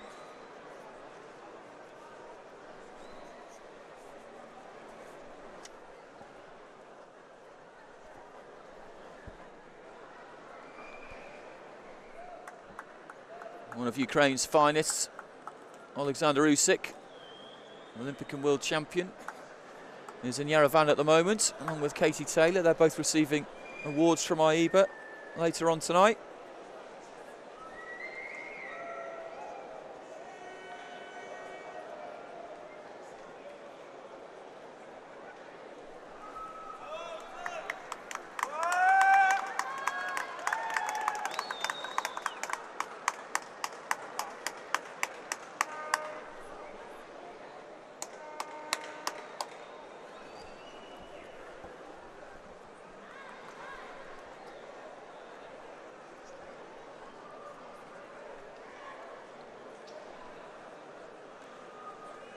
Akhmazbek of Uzbekistan in the red corner. Solovyov of the Ukraine in the blue.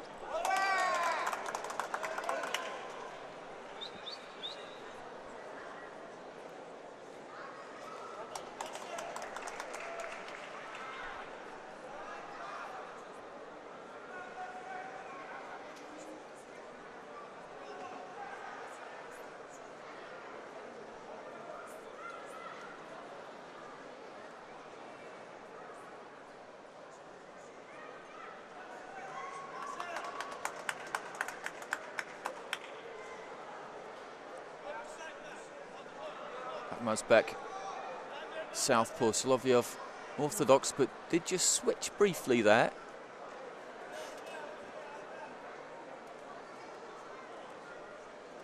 Flurry of punches from Solovyov, mostly find the gloves of the guard. That was a good left hand from Mazbek that may have sneaked its way through. He does drop his hands quite low and throw punches from the waist at times, trusting his reflexes as he did there just to sway out of the way.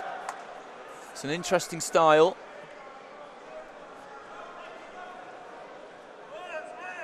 And he got past Zhang of China yesterday.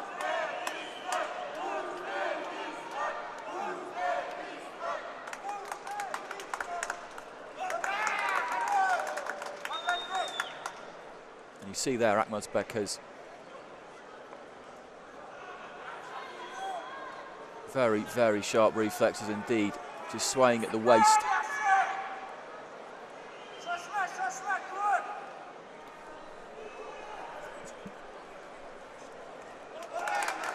And again, gets a punch away and then without even really having to take a step back, can evade what's coming back from Solovyov, which still leaves him in a good position to spring a counter.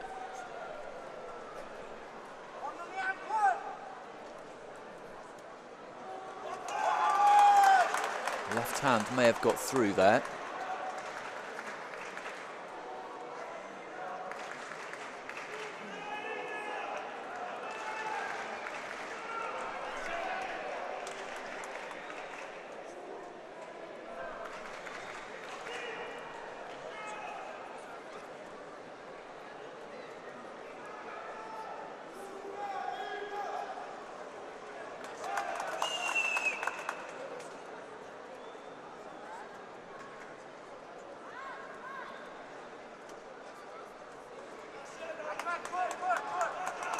Left to the body. Again, swung from below the waist with that left hand. He can get great power into the shot from there and turns his man.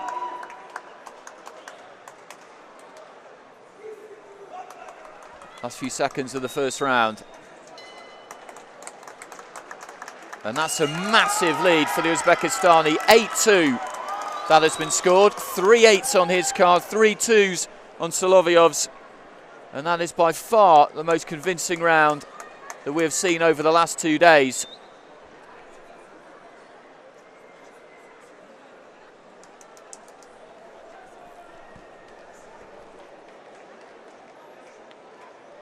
Solovyov coming forward, trying to make an impact, but none of those got through. And Mazbek has got a variety of skills.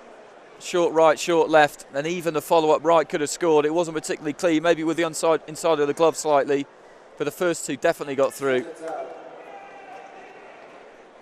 And this will be fairly dispiriting for Solovyov. 6 points down at the end of round one is a huge mountain to climb.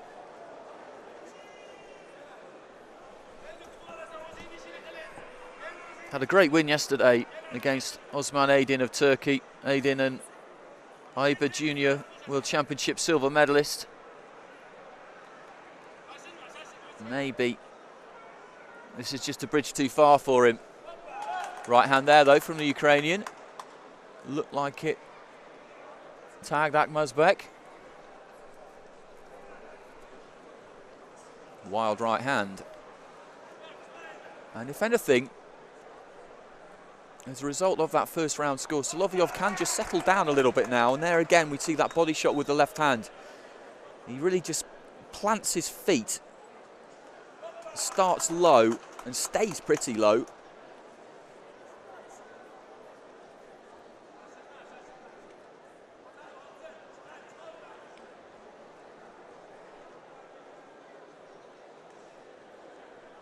I think I said this yesterday, but it's a kind of punch that over the years we've seen Lucien Boutet throw quite a lot, also a southpaw. That body shot down the middle can do a lot more damage than it really looks like it can. Thrown from kind of mid-range a lot of the time.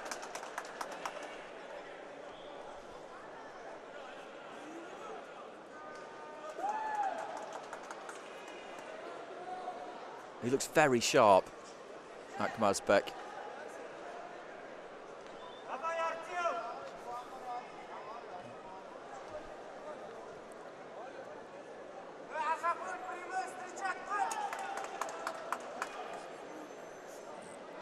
Referee just having a quick word with Akmazbek about potential use of the head. That was a good left hand from Solovyov.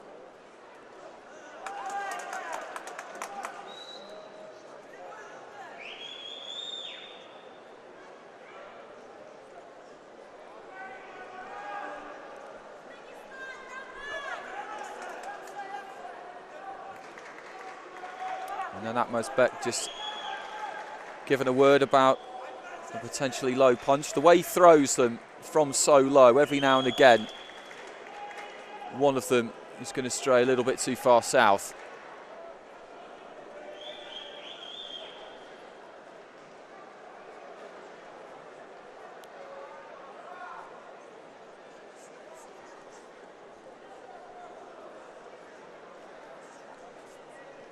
Six-point lead after the opening round. Has he been able to extend that in the second? Solovyov has done a better job, I think, of keeping him off. But there haven't been too many scoring shots in there from the man in blue. That's what I think, but let's see what the judges think. And he did put up a better display. A much better display, 3-2 that time to Akmazbek. But it's a 7-point lead going into the third and final round.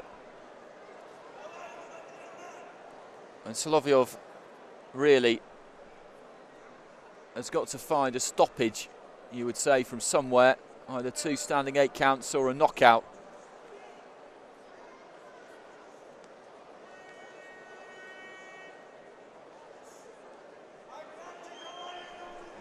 And it'll be interesting to see how Akmazbek approaches this final round. Does he really want to try and put on a show here, showcase his skills, or is he going to play it safe and just get through the last 180 seconds and make absolutely sure of that gold medal? He looks like a confident lad to me, so I think it will probably be the former.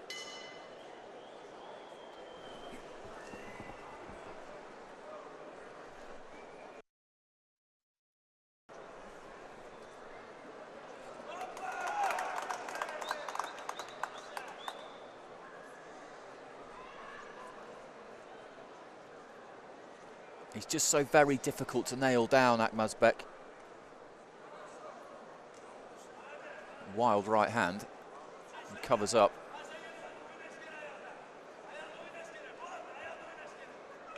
Good southpaw jab. Made its way through the guard. We haven't seen him with that right hand lead all that much. And that was that left to the body again. Throws out that jab and then follows it up. And it travels a long way, that left to the body, but he gets the timing of it and judges the distance very well.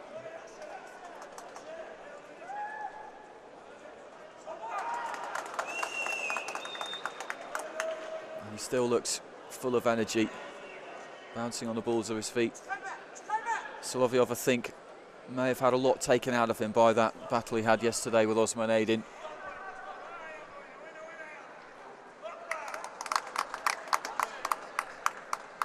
The margin of victory for Solovyov was actually a point greater than it was for Akmazbek, but his was the harder fight, I would say, having seen them both.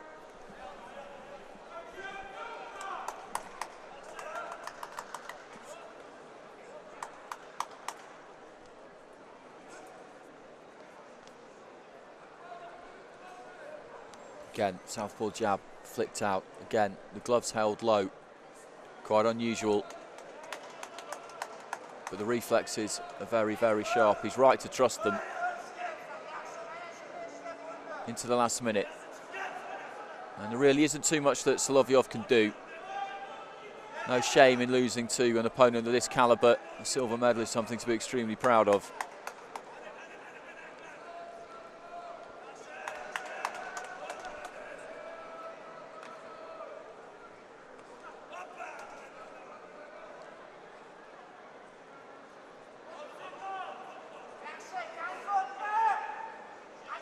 He's just not been troubled at all, Akmazbek.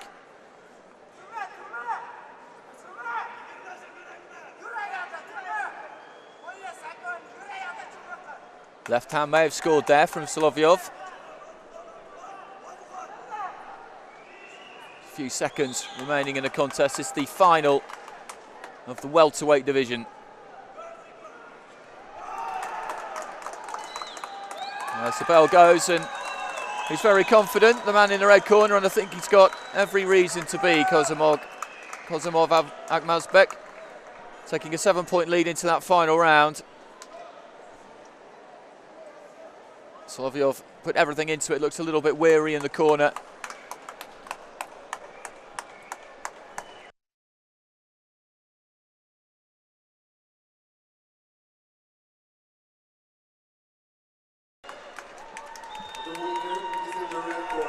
And the winner is in the red corner. 17 points to 7, won the final round 6-3, and that's by far the most convincing margin of today's finals. Excellent performance by Akmazbek.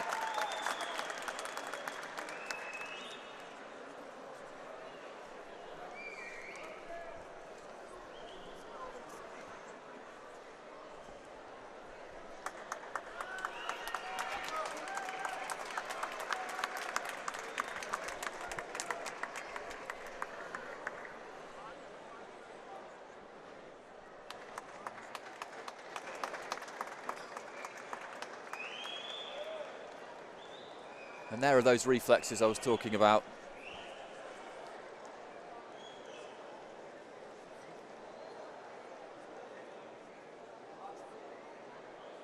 Slightly taller man, he does use that reach to its maximum effect.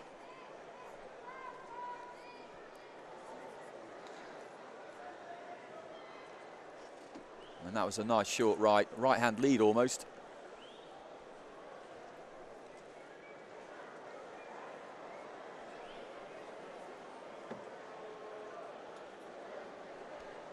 Another medal ceremony now, this for the light welterweights at 64 kilograms. The final we saw between Kevin Brown and Lester Martinez, the bronze medalists. Joshua Kelly of England and Parviz Bagirov of Azerbaijan. Bronze medals, Kelly Joshua from England. Here are Joshua Kelly and Parviz Bagirov, and their medals are being given out by Mr. Abdul Kadir Sayed, AIBA Technical and Rules Commission member. It's rather unkind, Parviz Bagirov being booed by the Armenian crowd. Azerbaijan and Armenia neighbour each other, of course, an intense rivalry. Bagirov had no support whatsoever when he was up against Lester Martinez of Guatemala yesterday. I don't think there's ever been a Guatemalan this well supported in Armenia in the history of sport. And here he is, first man ever to medal in an international boxing event for Guatemala, 17 years old, two-time Central American champion. He's done superbly well, and now an AIBA Youth World Championship silver medalist. But Kevin Brown of Cuba is a very worthy gold medalist, national #1, and now gold medalist.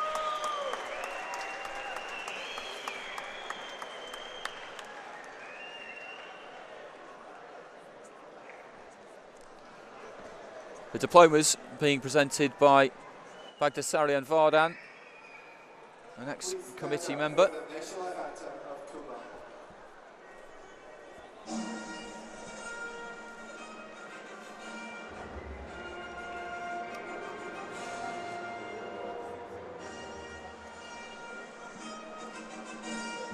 And it's the second time we've heard this in just a few minutes. Alexis Guibert, Brown's fellow Cuban, picking up gold as well.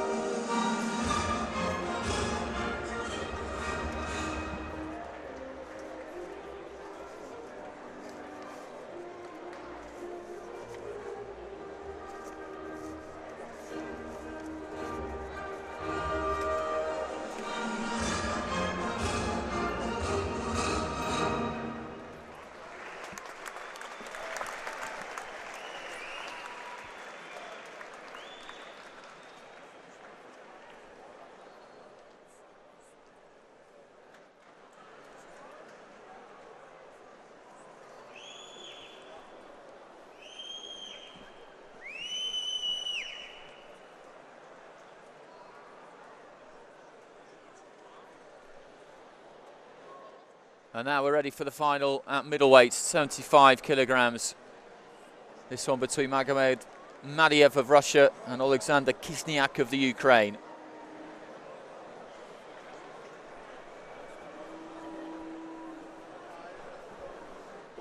They both had pretty comfortable wins in those semi-finals.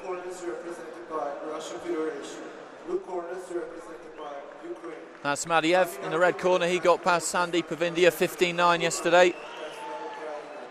Referee from Colombia, judge number 1, England, judge number 2, Poland, judge number 3, Sri Lanka, judge number 4, Egypt, judge number 5, Ecuador. Taken relatively close in the first 3 bouts.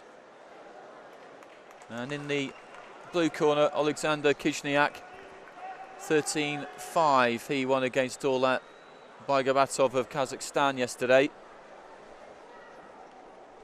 Only really Ihsan Erdogan of Turkey has given him much of a test by the look of those scorecards.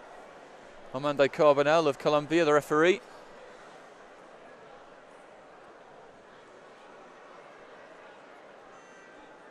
Kishnyak, a European junior silver medalist.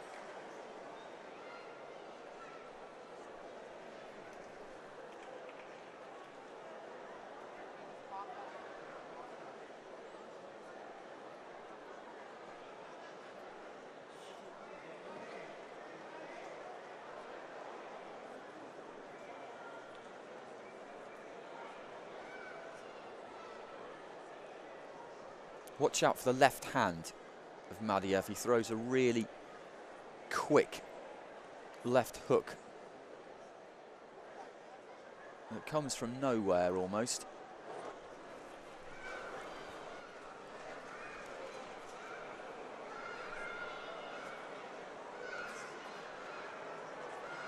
He's giving away a bit in height to Kishnyak. Not the tallest middleweight you'll see, Madiev, that's for sure. Right hand over the top and then left uppercut, really. Good bit of variation early on. And there's that left hand.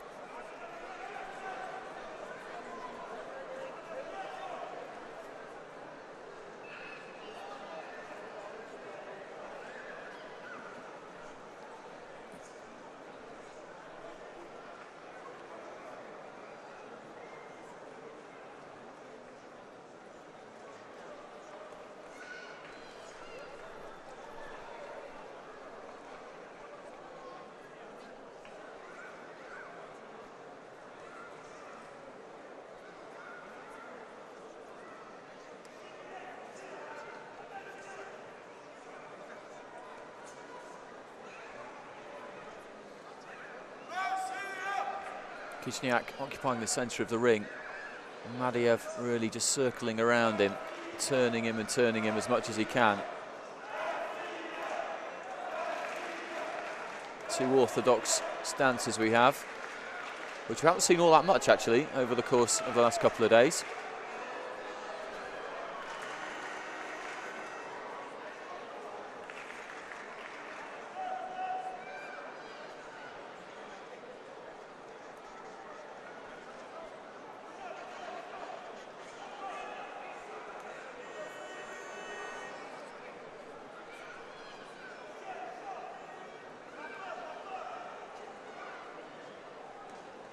Tsitsernakaberd trying to work to the body with the left hand.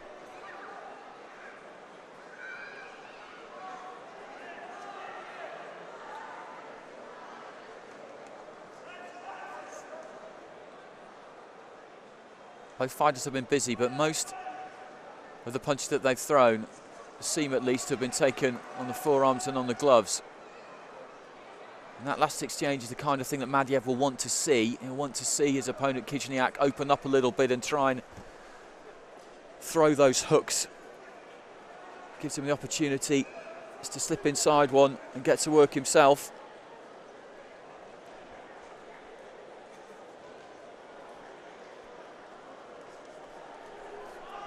Nice left hand from Tsitsernakaberd.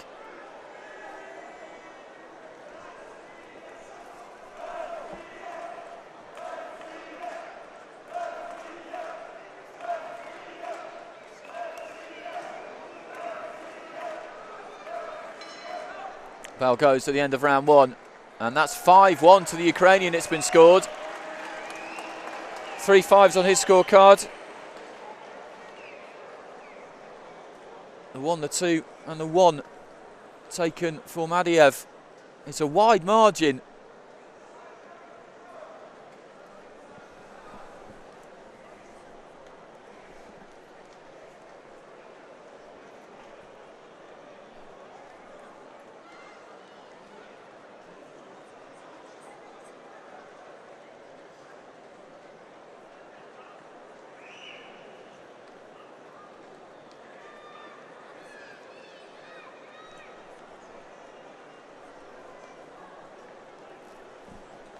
Second down.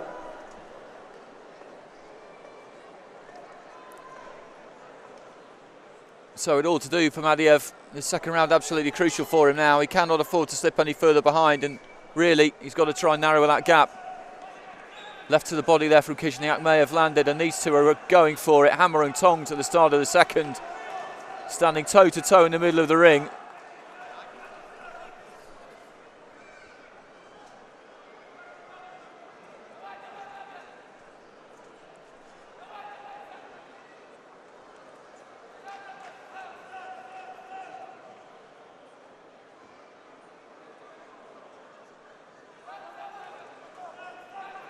Plenty of sting in those shots from Madiev, but they're not getting through.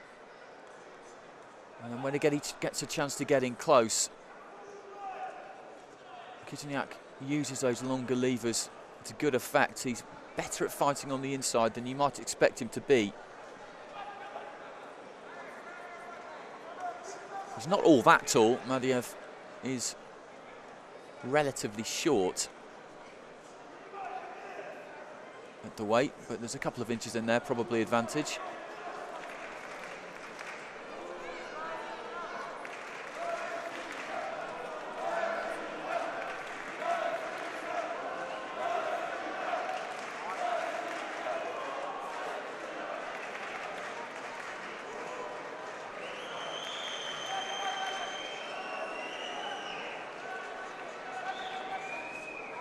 Overhand right from Madiev misses the target.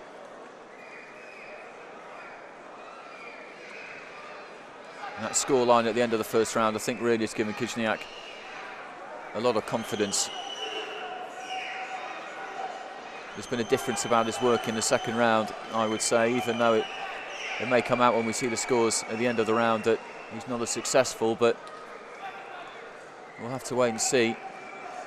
But look at the spike he puts into that right hand, really set himself and let that one go. Nice left to the body there from Madiev.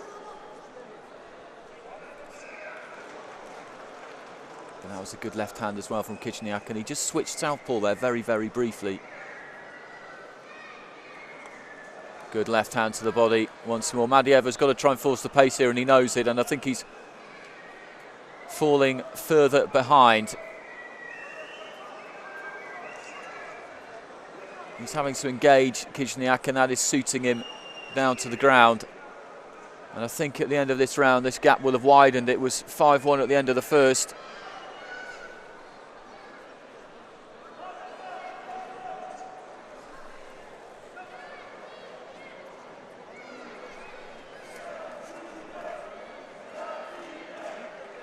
Ukrainian, of course, will have just seen his teammate Artem Solovyov defeated in the welterweight final.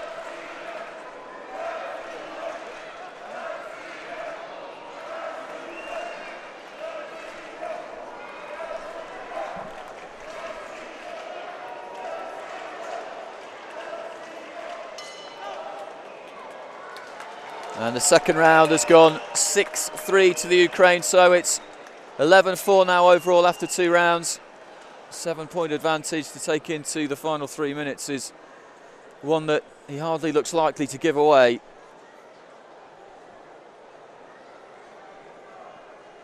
And we could well be seeing a first gold medal for the Ukraine. That left to the body would have scored a point. And the surprising thing is really that when they get in close like that, you would say that it would generally tend to favour the shorter, more compact fighter, which is Madiev, but in truth, it doesn't. That was a really good left-hand counter.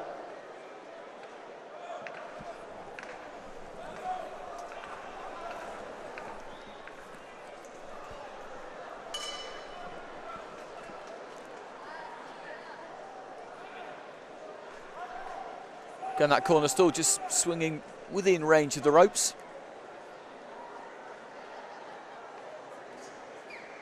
Biggest margin of victory we've seen was in the last bout, 17-7. Kozimov, Akhmazbekov of Uzbekistan. And he took a 7-point lead into the final round as well. And it was 11-4 in that fight too, after 2 rounds.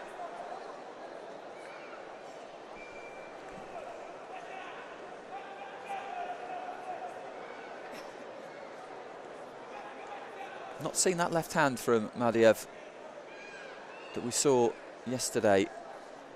Good jab there from Kizhniak. Just punishes Madiev as he tries to find a way in, and it really breaks your will, that kind of punch at times. He's worn a few of those in the last 2-3 rounds over the course of this fight. Just measures the distance and again fires in, and there's real weight and real meaning behind every single one of those shots from Kizhniak. He's pretty heavy-handed.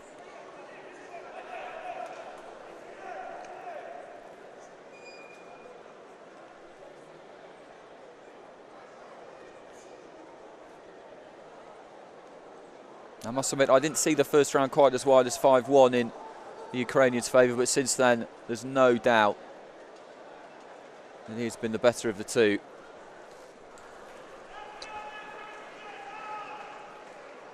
He's also the younger of the two.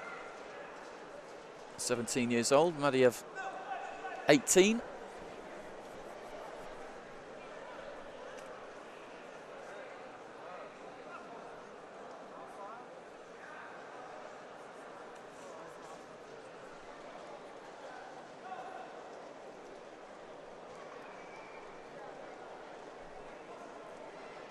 Referee just asking Madiev to watch his head.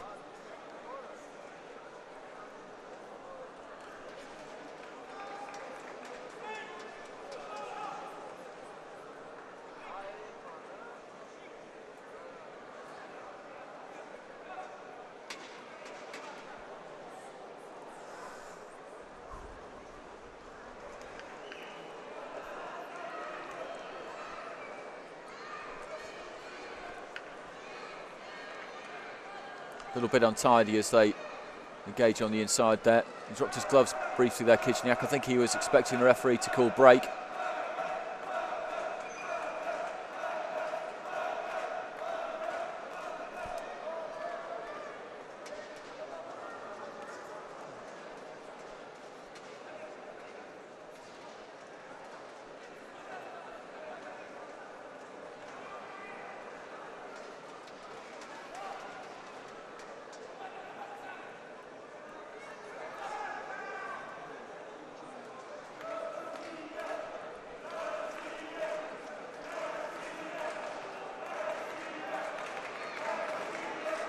Well, into the final few seconds of the contest, and I think we know where the gold medal's going. It'll be interesting to see how that final round is scored. 1 second left as the bell goes for the end of the third and final round. No great celebrations from Tsitsernakaberd, but he will know that he has got this one in the bag. And the European Junior silver medalist, I'm sure, will be able to add a Youth World Boxing Championship gold medal to that in his trophy cabinet. A little shake of the head there from Madiev in the red corner. He did everything he could, but it just wasn't enough. The winner is in the blue corner, Ukraine. Well, 14-7 in the end, so the final round was shared, 3 points apiece.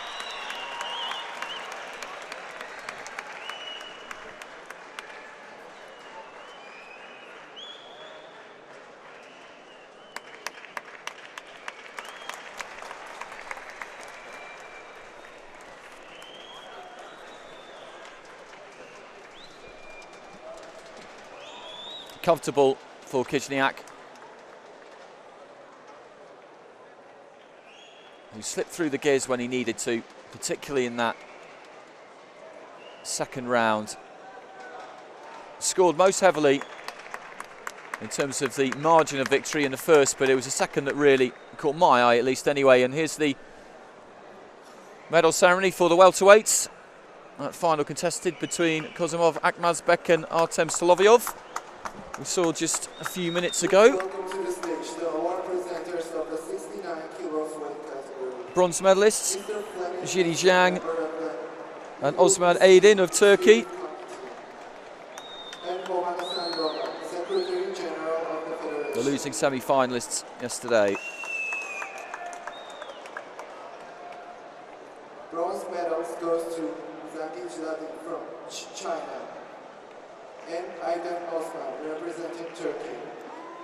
The two bronze medalists step up and the medals are presented by Mr. Flemming Nissen, member of the EUBC Executive Committee. And the reason for the jeers is that Turkey is not all that popular a country in Armenia either. Intense rivalry between Armenia and Turkey, and also with Azerbaijan. You get the same kind of story all over the world. There is nothing unusual about it. There are the two finalists. Solovyov Silver medal, Solovyov representing Ukraine. adds a World Youth silver to his European Junior silver.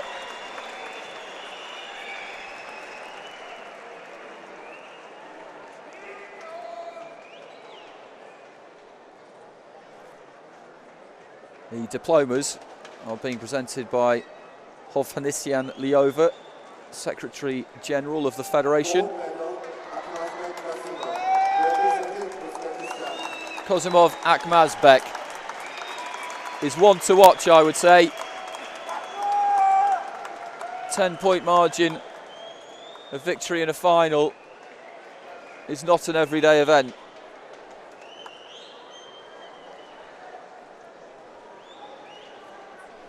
Please stand up for the national anthem of Uzbekistan.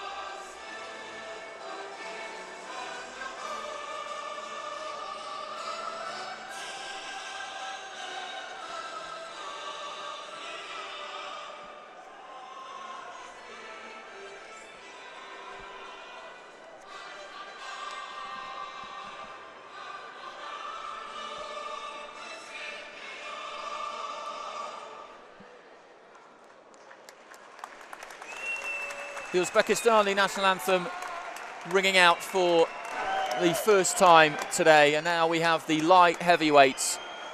Scott Forrest finds himself up against the local man the Armenian crowd favourite, Nikol Arutianov.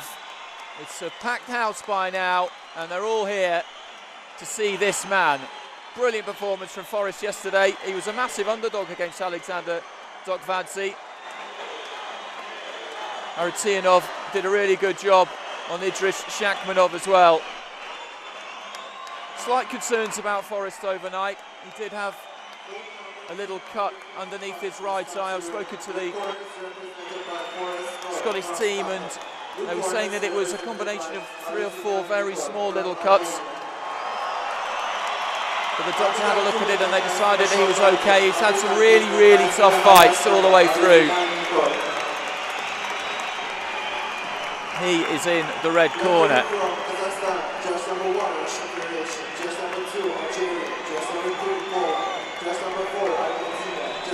Scottish flag being flown by the Scottish team away to my left-hand side. They'll make themselves heard, but they'll be drowned out, I can tell you that.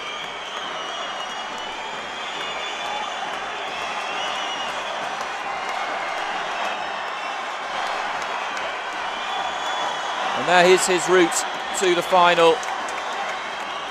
And it's been tough. And here comes Nikol Arutianov. Born in Russia actually, but to Armenian parents. Got a bronze in the Klitschko Brothers tournament. And won easily yesterday by 10 points against Shakhmanov of Russia. And you can just see that damage underneath the right eye there of Forrest, and the referee Rakhmizan Rozbayev, I think, has already got his eye on it. Scoring judges: Russia, Algeria, Poland, Argentina and Uzbekistan.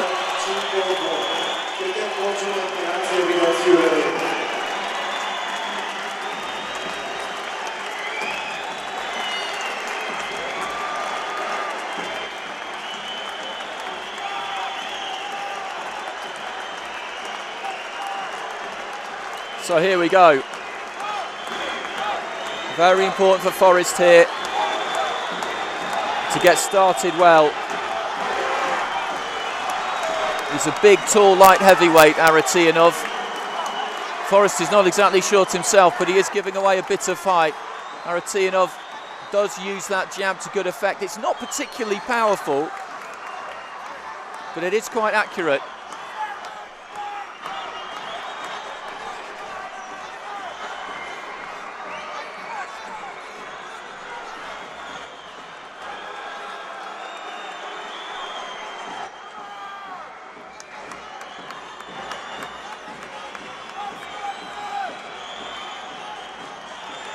Forrest let the right hand go there, it didn't find the target. Arutianov just trying to tee off a little bit, but the Scotsman keeps his guard up nice and tight.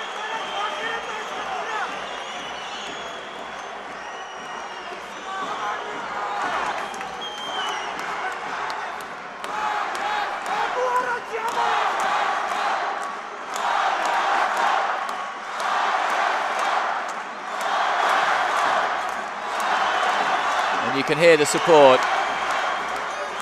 in the Karen Demirchyan arena. They're desperate for a gold here, having put on this competition.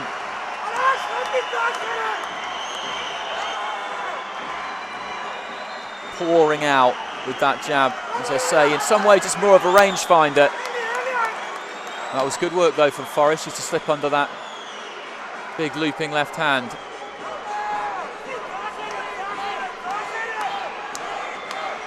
Difficulty that Forrest has is trying to get himself within range.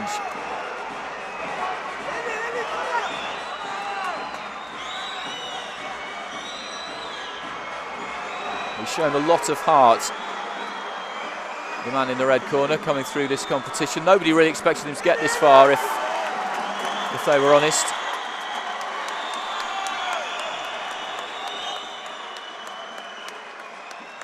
Scottish boxing on a high at the moment. Ricky Burns will defend his lightweight title week on Saturday.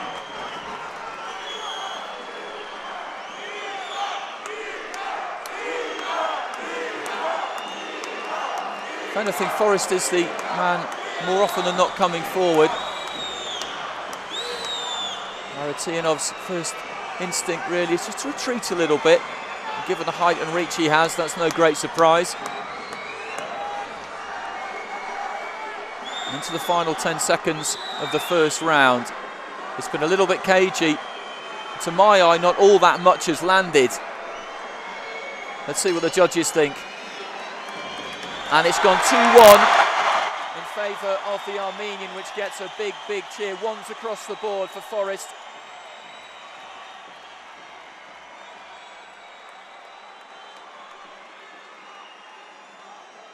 A lot of advice.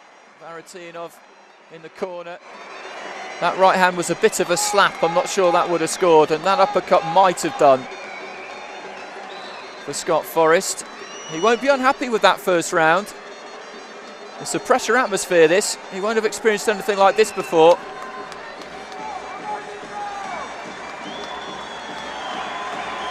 There's a lot of pressure on Aratyanov.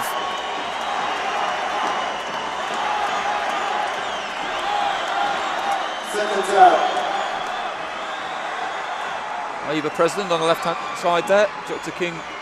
Ching Kuo Wu.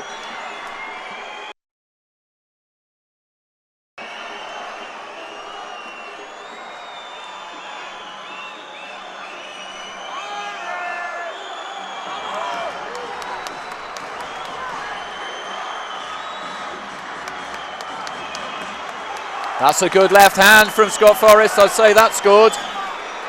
And the right uppercut might have got through as well. This is a good start from Forrest at the start of round two. Bit of blood coming from the nose, is there maybe? For Forrest. He did have a problem with that yesterday. A good jab as well again there from Forrest, and he's really come out at the start of round two, determined that he's going to try and force the pace, and that's exactly what he's done so far. I haven't even had a minute though.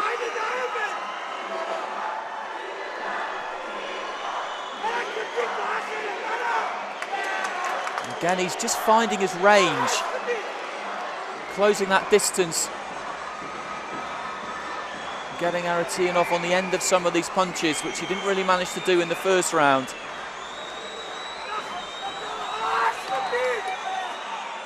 And he has succeeded in quietening down this crowd a bit. Better from Aratyanov with the left hand.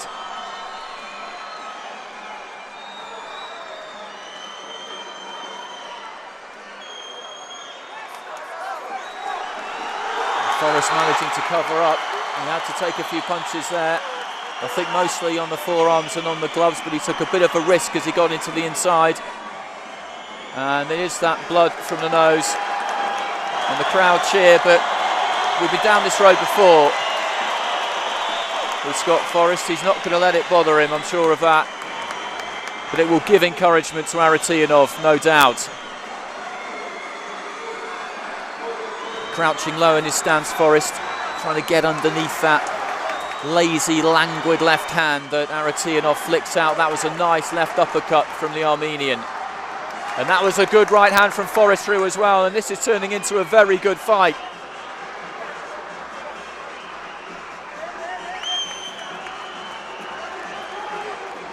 Forrest is trying to stay at range and then pouncing, jumping into, just try and close that gap and get into where he needs to be to land.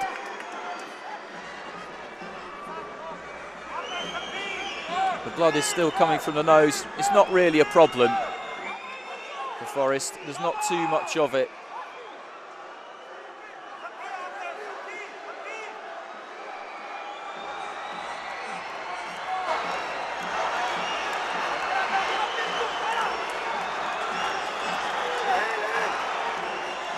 Not really the room there for Aratyanov to use those long levers, and the right hand there coming through again from Forrest. That could have been a scoring shot into the last 10 seconds of what has been a really, really entertaining second round. Uppercut there again from Forrest. How have the judges scored this? 7-5 to Armenia, 5-4 to Armenia, winning that second round. The home crowd applaud their fighter.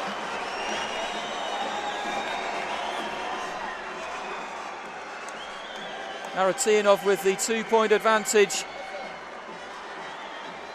Forrest sucking in the air in his corner, landing to the body there, just missing with the uppercut.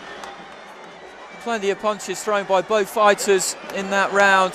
Forrest started it so strongly.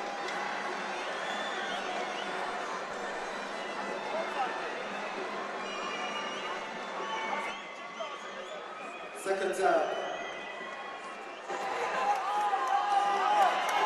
Well, that was a tremendously entertaining second round. Let's have more of the same in the third and final round. The atmosphere inside the Karen Demirchyan Sports Complex is absolutely electric.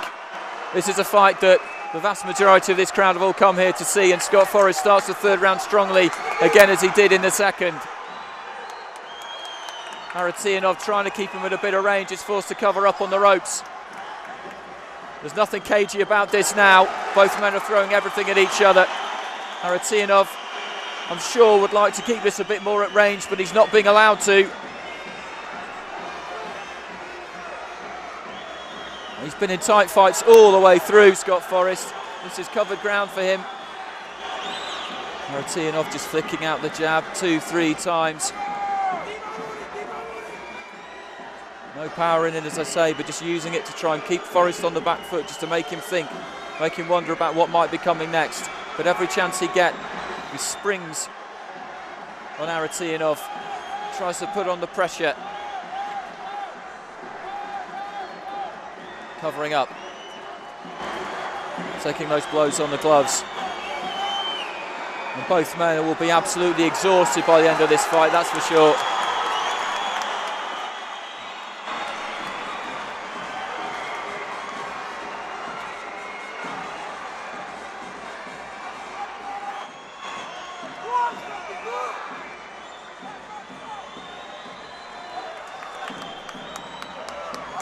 Still coming forward, Forrest, but he's beginning to look a little bit weary.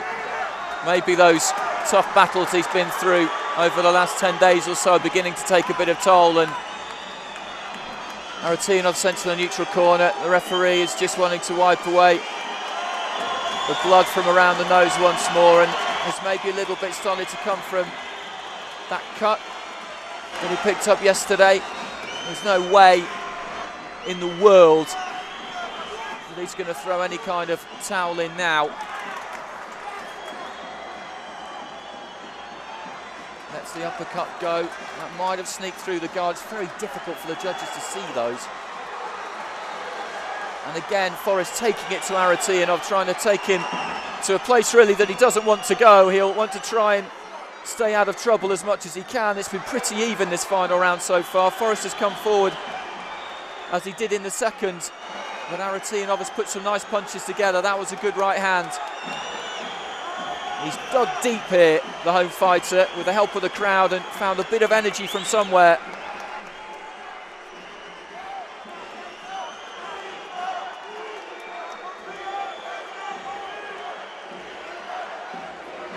Forrest trying to launch one final furious onslaught in these last 20 seconds. He was 2 points down at the end of the second, remember.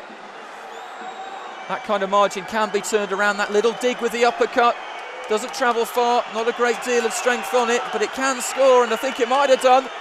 This could be very close. Into the last 5 seconds.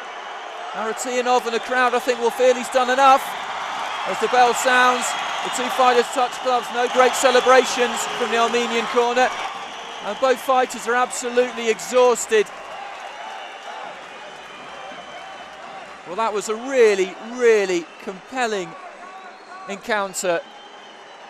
Two boxers with the help of the crowd, because the support for Aratyanov will have spurred Forrest on as well. Could not have given any more.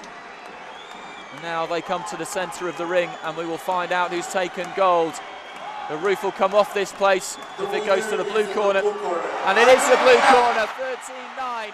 He took the final round 6-4. Nikol Aratianov. So he takes gold for Armenia, the gold medal they wanted so much, having put on such a great tournament at the Karen Demirchyan Sports Complex in Yerevan. A great effort though from Scott Forrest. He's had tough fight after tough fight. I think the crowd wanted to come here and see their man have to really win gold, and that's exactly what they did come here and see.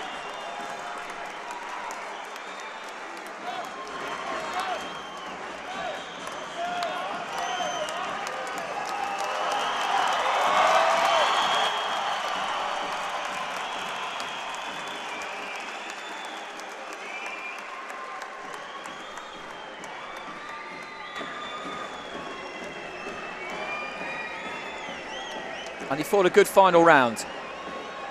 Aratianov, he was under real pressure in that second round, which he shaved by a point.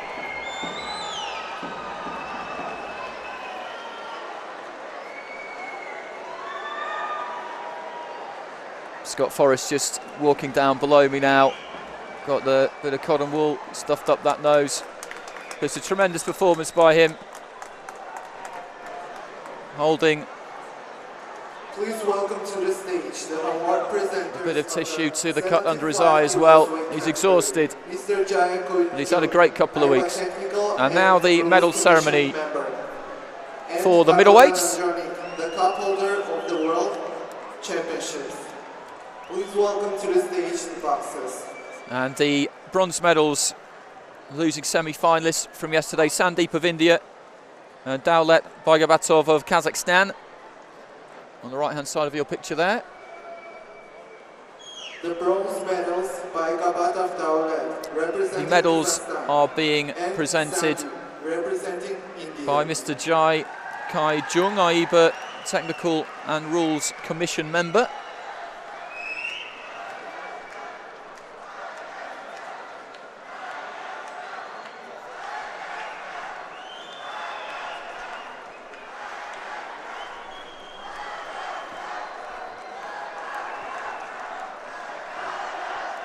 And the diplomas being given out by Hakobian Andranik, the cup holder of World Championships.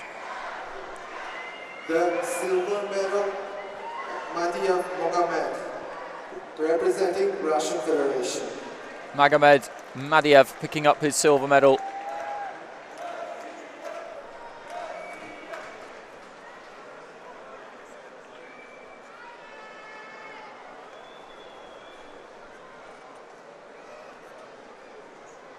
The gold medal, Kizhnyak Alexander, representing Ukraine. And the gold medal goes to the Ukraine, thanks to Alexander Kizhnyak, and it was a very good performance. He adds this to a European Junior silver medal. He's already won.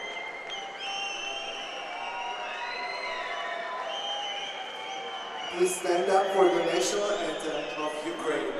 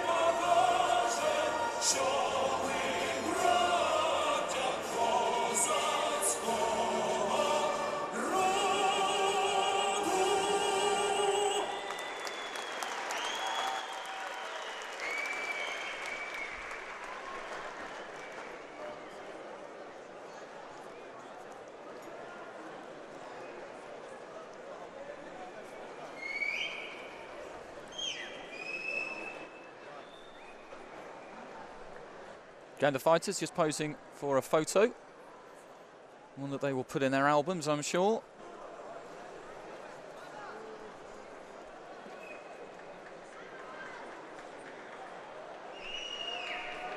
And now next up we have the heavyweights.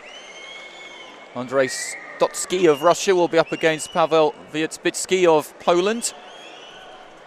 Stotsky getting past Jai Opataya by just a couple of points yesterday. Opataya, a London Olympian, AIBA Junior World Champion, so a very accomplished opponent. Stotsky looks very calm and composed himself though. He's that kind of a fighter. Just number 2, Turkey. Just number 3, England. Just number 4, Ecuador. Just number 5, Philippines.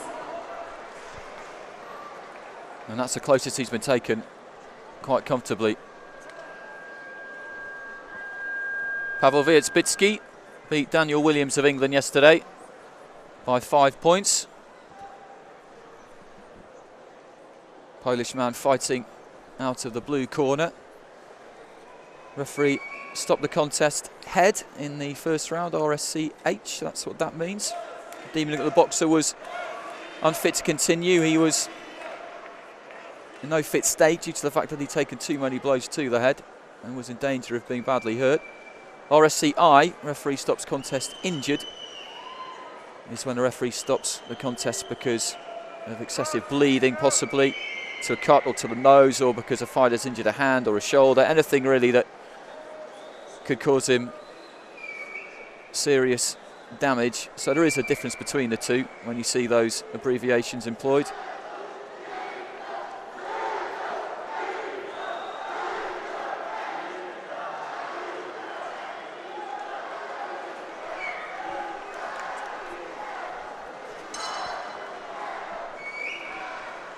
So Stotsky of Russia in red, Wierzbicki of Poland in blue. And we just saw a cracking fight at light heavyweight. Let's hope that the heavyweights can provide one as well. And he's come out throwing here, Wierzbicki. Interesting final round he had against Daniel Williams. He had to take an 8 count himself. And being 4 points up going into the final round, you might have thought that he would then show a bit of caution, because if you take a second one in a round at youth level, then you lose. But he went straight back at Williams, forcing the Englishman to take an 8 count, and then they just went at it for the rest of the round. The Polish corner was a sight to behold.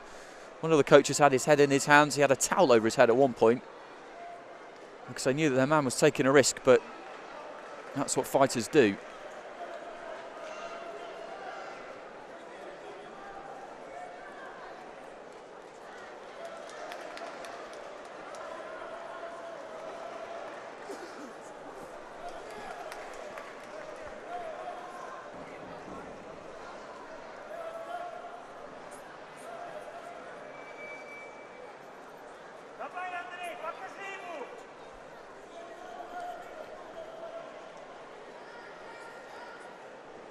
One more bout to come after this.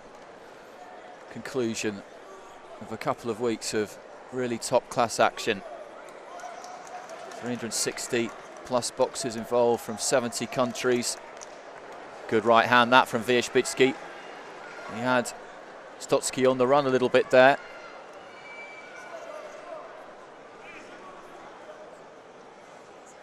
I think Stotsky will probably be quite relieved to be in with an orthodox fighter. That was a nice jab as well from the Russian.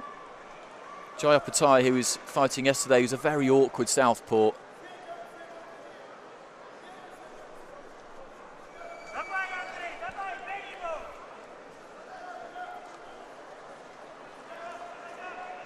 Stotsky himself, the European junior champion. He hasn't lost since since April 2011 in the quarterfinals. Beat Oybek Sharipov from Uzbekistan, who hadn't lost himself since July 2010. So that was a clash of the not quite unbeatens, but long unbeaten runs that had stretched for a considerable length of time. He staggered in there a little bit, Wierzbicki, but the right hand may have landed. Just seemed to graze the chin at least of Stotsky. Again, using that jab well though. Making Wierzbicki miss on occasion, making him look a bit clumsy at times, is exactly what he did there, and the right hand to the side of the head could have been a scoring shot. He's had the better of this opening round, the man in the red corner, I would say, and he's got it 6-3 on the judges' scorecards, so a very good start for him.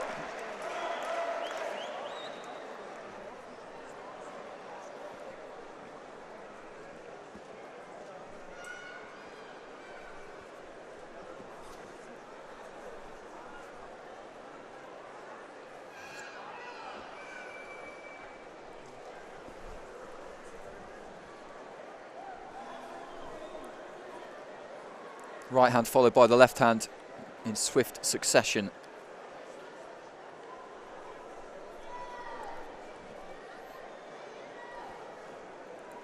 That was a good punch from Wierzbicki, picked that one out at the time. He just had Stotsky just on a run a little bit, backing off towards the ropes. There wasn't any enormous power in it, but you can see there he manages to counter. He's very composed. Stotsky has got a very cool head on his shoulders in the middle of all the action there. Again, just making sure that retractable stool in the blue corner is far enough away.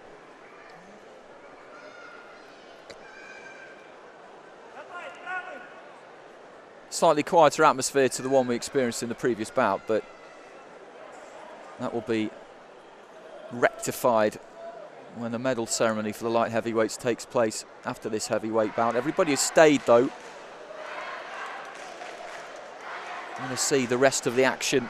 We'll round off the competition.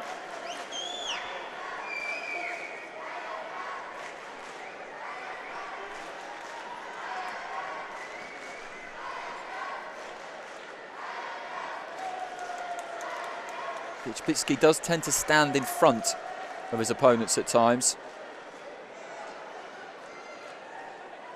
There's not a great deal of movement, and that was another good jab from Stotsky. Wierzbicki may have caught that enough on the gloves for it not to score. You can see the judge there craning his head around, trying to get a look through the ropes. It's not easy. It's not easy at all. There's two on that far side, one on the left, one on the right, one on the near side. Good left hand from Stotsky. I think that should have scored.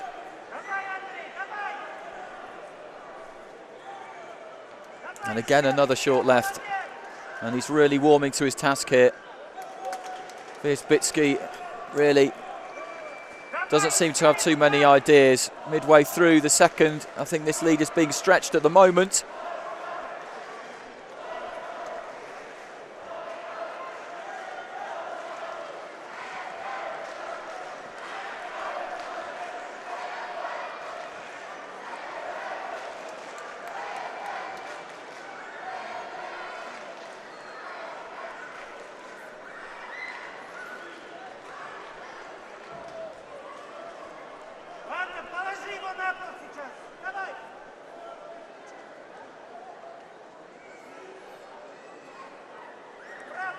Good right hand there from Wierzbicki, that got through.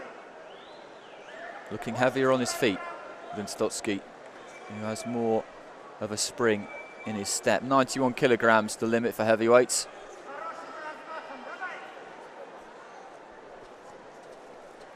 Make those 10-ounce Wessing gloves look pretty small.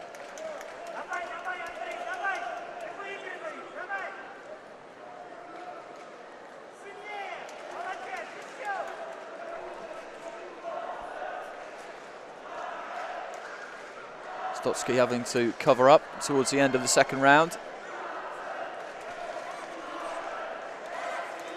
He did land some good clean shots early on, and again that jab flicks out and it catches Wierzbicki right on the forehead. And maybe 2 or 3 more scoring shots towards the end of the round there. Might be a bit of blood from the nose from Stotsky, but that's a wide margin for the second round. 9-3, 15-6 in total. A couple of 9s in there for Stotsky. It's the 9, the 9 and the 8 that would have scored. A flurry of punches towards the end, caught Wierzbicki cleanly.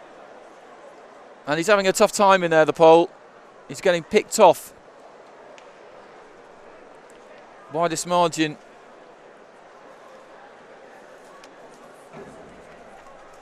victory we've had so far.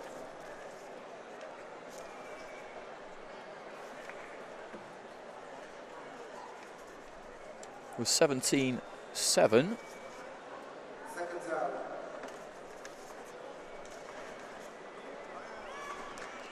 So that could be eclipsed possibly.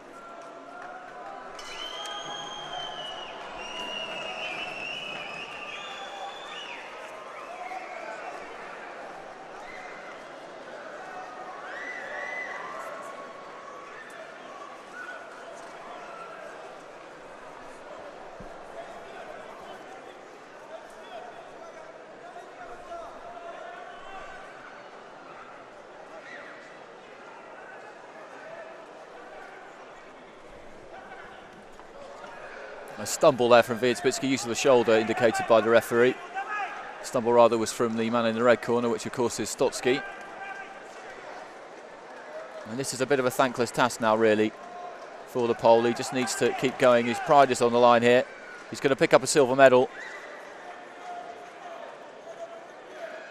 Right hand just thuds into the left hand side of his head guard, and more points are being scored by Stotsky, and I think we're going to see that 10-point margin bettered here by the Russian.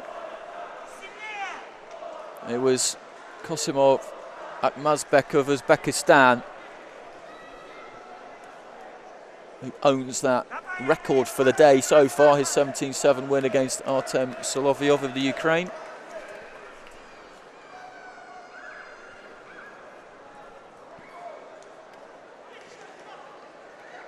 And every time he gets a few punches away of his own, immediately some come back.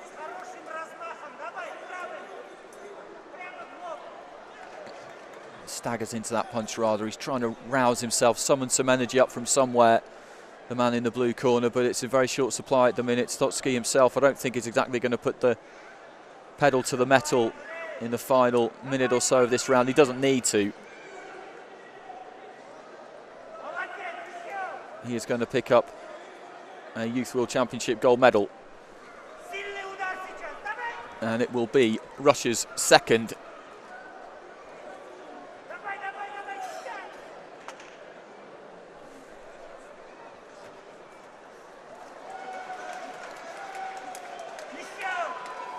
First one going to Hussein by Sangarov.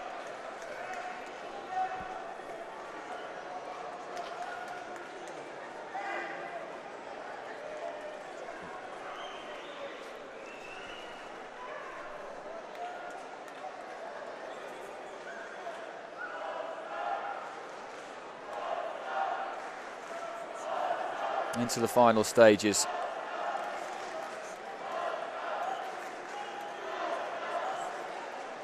Hand of the fighter in the red corner, Andrei Stotsky, is going to be raised. Took a 9-point lead going into the final round. Pavel Wierzbicki of Poland never stopped coming forward. He never stopped trying. Put all he had into it. But he was beaten by a better fighter.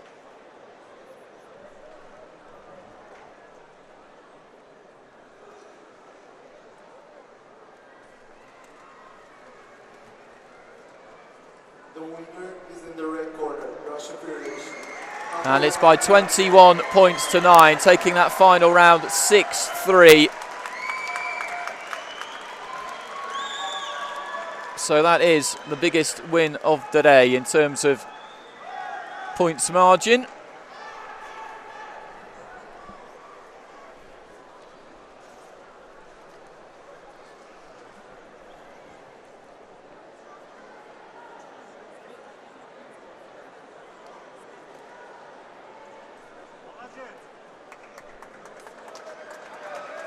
And he just had answers for everything that Wierzbicki did right from the outset.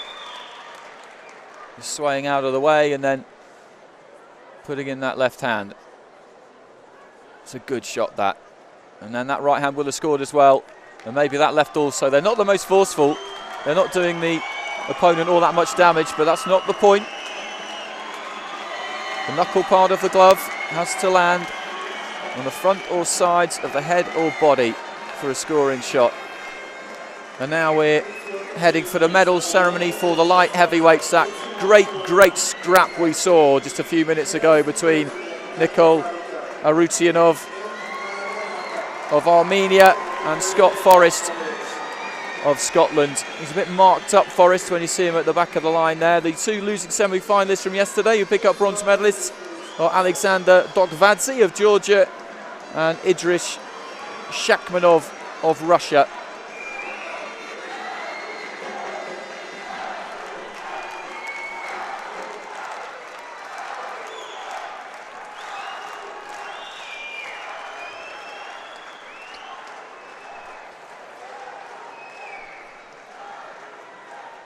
Bronze medals, Shakhmanov Idris, representing Russian Federation, and Dokvadze Alexander. And here are Shakhmanov and Dokvadze, and the man who's going to present the medals is the NOC president.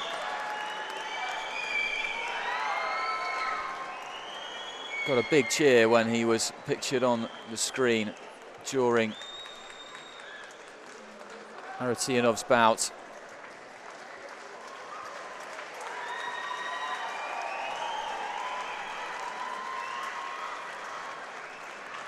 The diplomas being presented by Malumyan Artak, Deputy of President of Federation. Silver medal for Scott, representing Scotland. Scott Forrest steps up, gets a good round of applause from the crowd, and that's good to hear because he really played his part in what was a very entertaining final. Looks disappointed, but he shouldn't be. Great performance by him over the last couple of weeks. Here we go, Nikol Arutyanov. All the hopes are on his shoulders at the start of today. The only Armenian finalist, and he has delivered for them.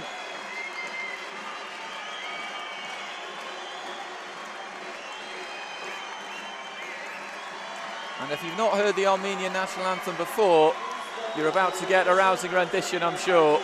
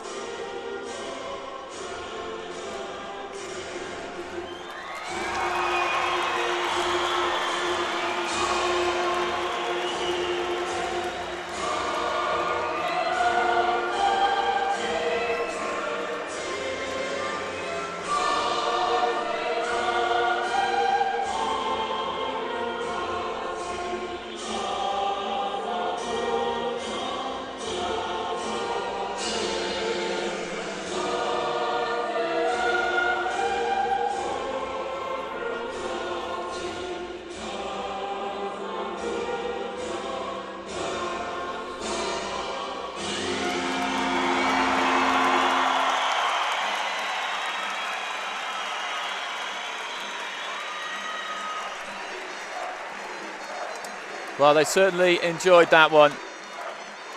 He came in the second to last bout.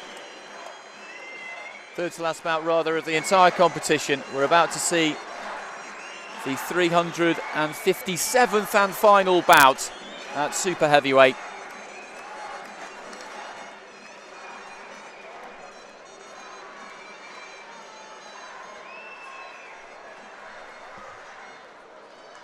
I want to ask the audience to stay here because a lot of interesting things are going to still happen. The crowd being asked to stay and not just disappear now they've seen their man presented with the medal.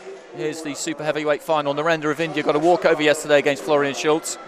Hughie Fury beat the crowd and Narek Melkonyan quite comfortably. 13-5 for Fury.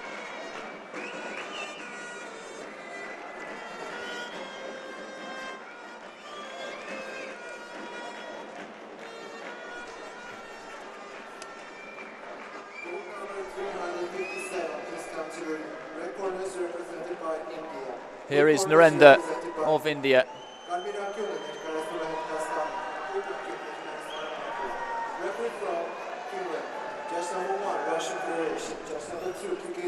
Got that walkover, so an extra day's rest was taken very, very close in the opening contest.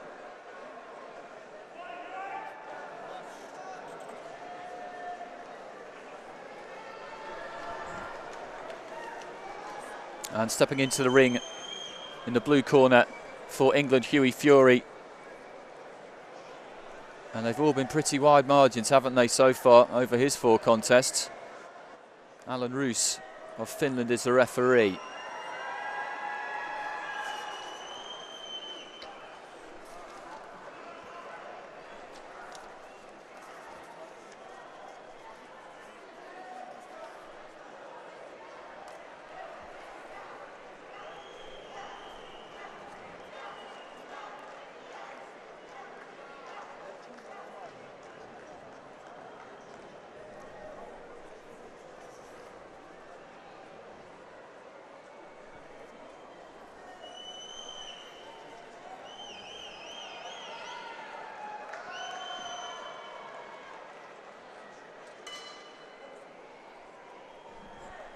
And so the final bout of the competition gets underway.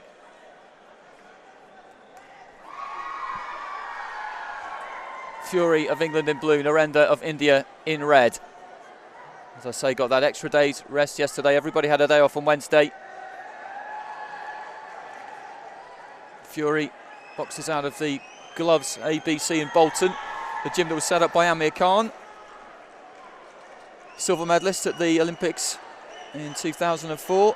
He fights a week on Saturday, trying to get his career back on track against Carlos Molina. Khan now trained by Virgil Hunter, trainer of Olympic gold medalist Andre Ward.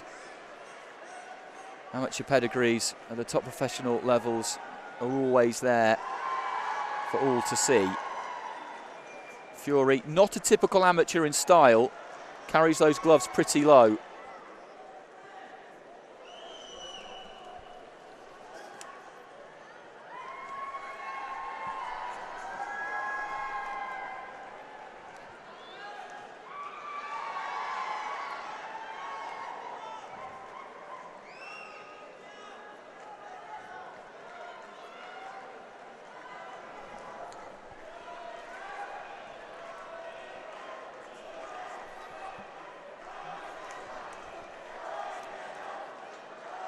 Just having a little bit of word with the referee there, Narendra. He felt that Fury hit him around the back of the head.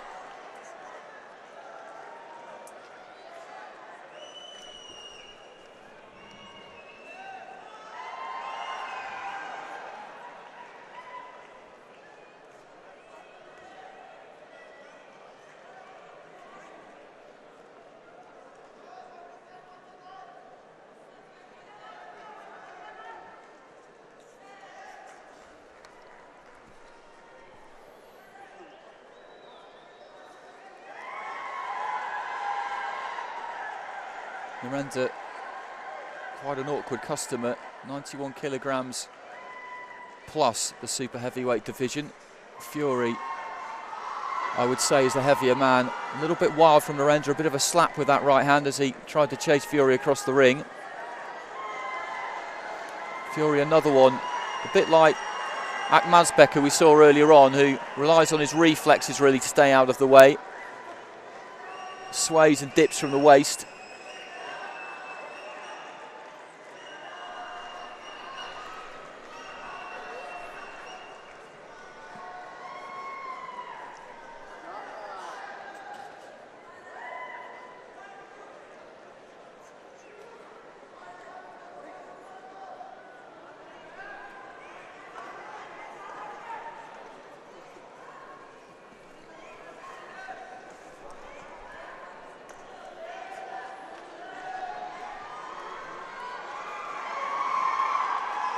Fury just trying to measure the distance with that left hand as we hit the end of the first round.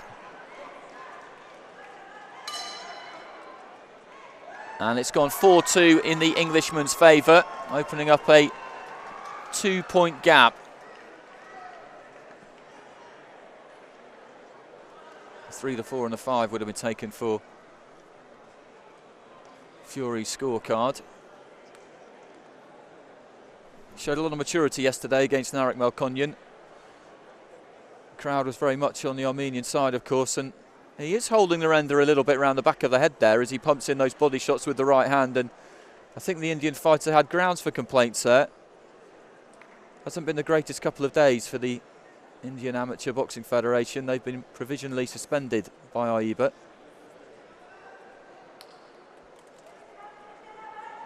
Narendra looking to put some smiles back on faces. That's a slap around the face from one of his seconds.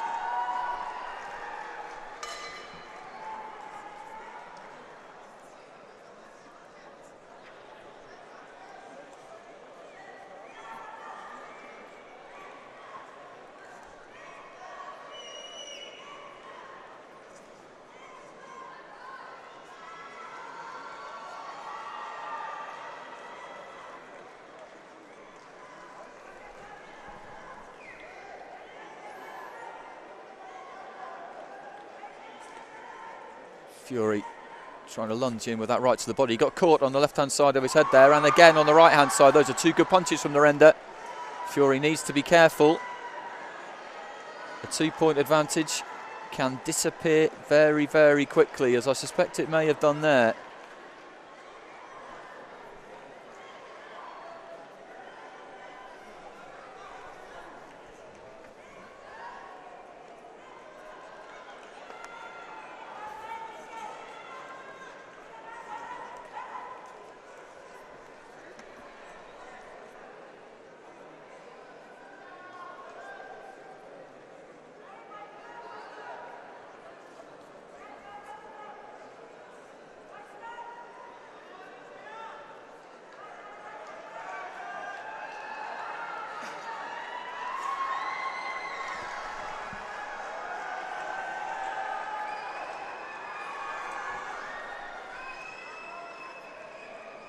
Narendra just tying Fury up. The referee hasn't called break, as they almost do a little dance around the centre of the ring.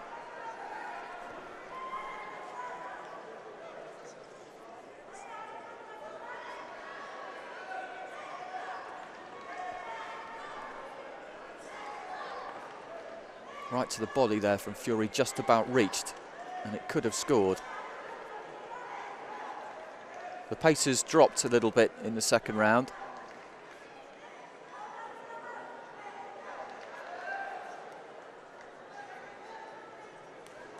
That was a good left hand from Fury. A bit of snap in that.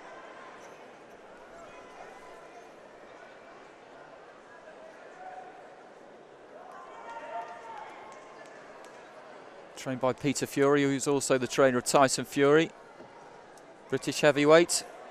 He won his WBC eliminator against Kevin Kingpin Johnson in Belfast a couple of weeks ago. Fury clan is full of fighters. Good work there from Hughie Fury. Left hand followed by the right. He was off balance there, Narendra. He is a bit ungainly at times.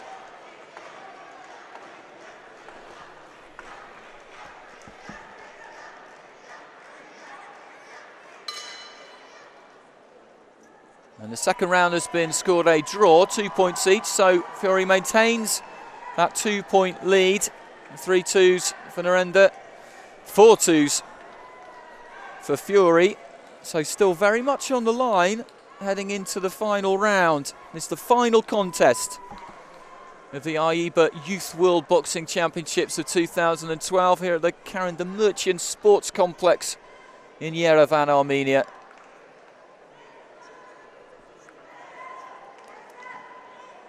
Nice left hand.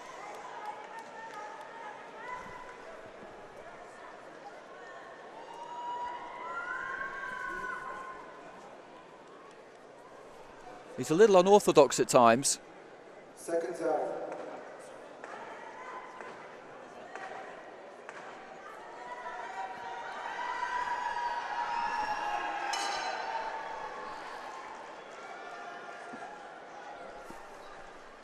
England have already picked up a gold medal, of course.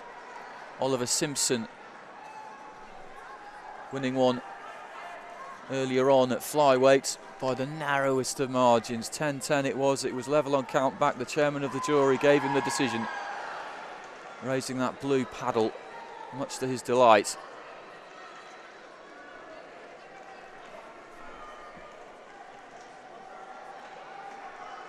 And having taken 4 fighters into the semi-finals, 2 golds for England would be a good result.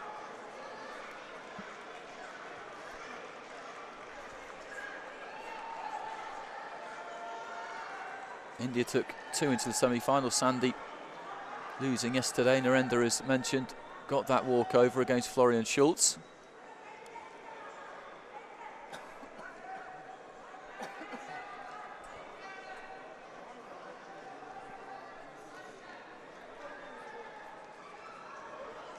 Tripped there by Narendra.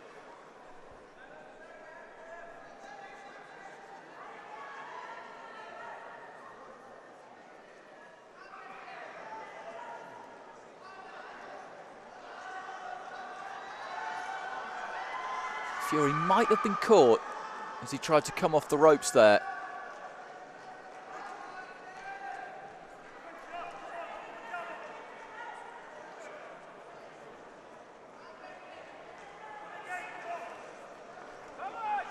Fury just staggering, told to keep his head up. He did bend very low there as he tried to avoid the punches. I'm not sure it was all that deliberate.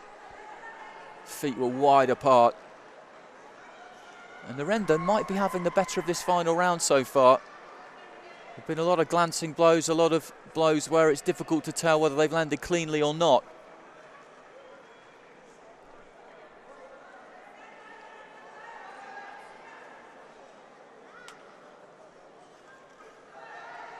Unorthodox way that he punches sometimes, Narendra. I think Fury might have got one through of his own there. Left hand, I think, did snap back the head of the Indian fighter. Some massive limbs as they tangle on the inside, and both look pretty weary as we head into the last 45 seconds.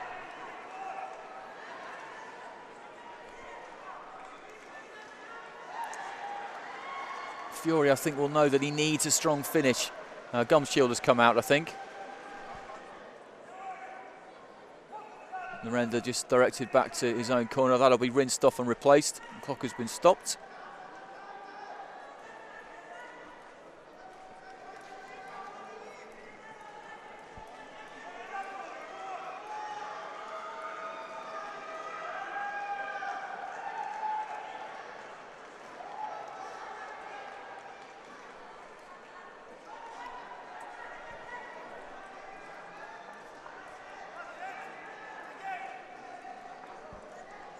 Fury, I think, probably feels he's done enough here. He's just trying to stay away in the final few seconds. Well, that punch was round the back for certain, although Narendra did present his back to Fury. A left hand snaps out. He's found a bit of a second wind here, I think, the Englishman, but a left hand from Narendra there tagged him on the right hand side of his head guard. But he hasn't got long left. Final few seconds. No celebrations from either corner. They know better than that. This is the final bout of the Youth World Championships of 2012. And who is going to pick up the final gold medal? Is it Narendra in the red corner representing India? Or is it going to be Hughie Fury in the blue corner representing England?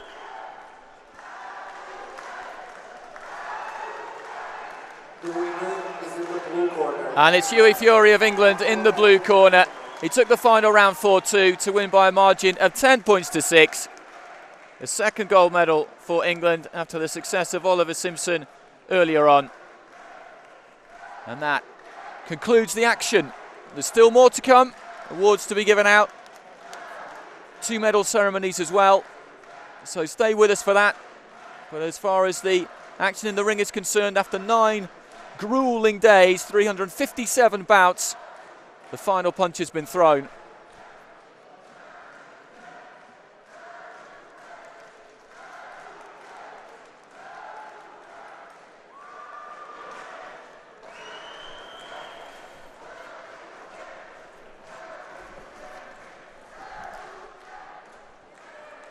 There's an award ceremony to follow.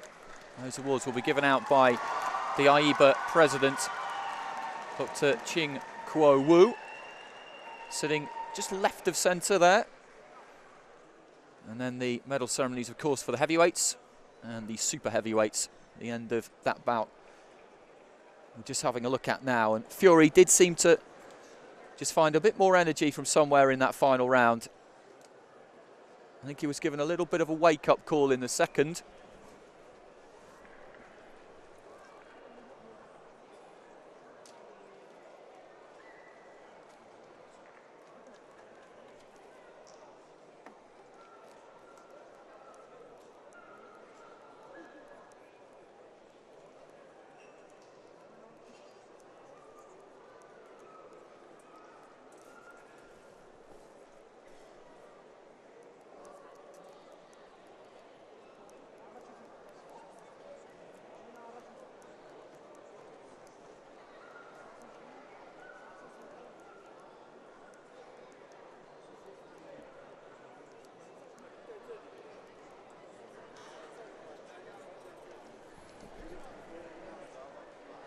Now the award ceremony that I was talking about is readying itself.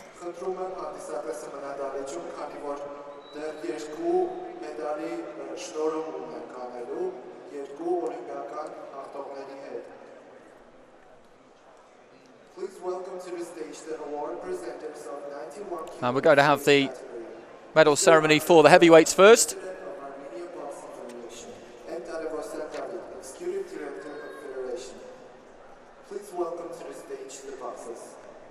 And the 2 losing semi-finalists from yesterday, Jai Opataya of Australia and Daniel Williams of England.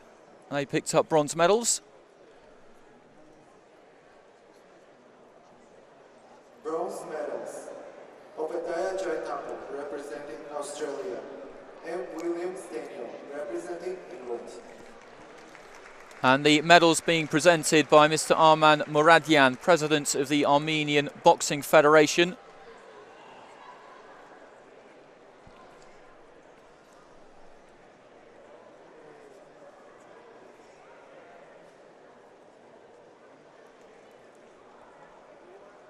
Diplomas being given out by Tadavosian David, Executive Director of the Federation. Silver medals, Wielspicki Paweł, representing Poland. The silver medal going to Paweł Wielspicki. A valiant effort by him, but he just didn't have enough for the man standing to his left-hand side, Andrzej Stotsky. You put on a bit of a masterclass, to be honest. 21-9 he won, the widest margin of victory of the afternoon. It's Russia's third gold as well. They are the leading nation in terms of gold medals. Cuba have picked up 2. Please stand up for the national anthem of the Russian Federation.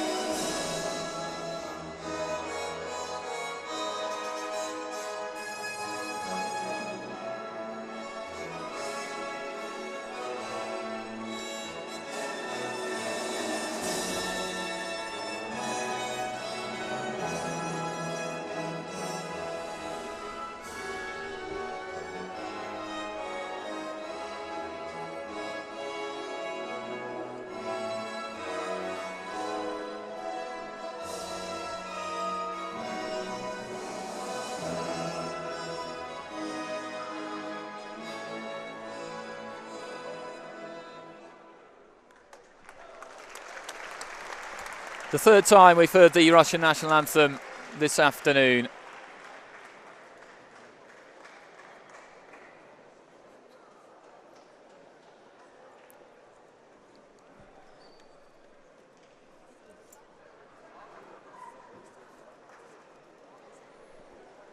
The medal tallies.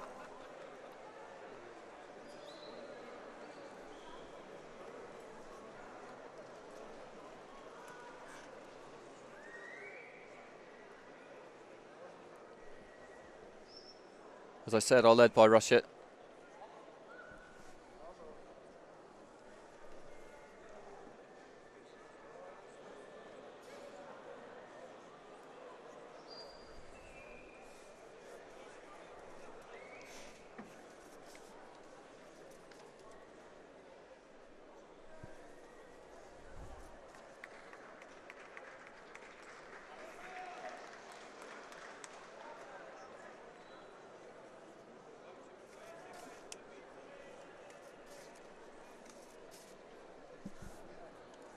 And now we have the medal ceremony for the super heavyweights, the final bout of the competition.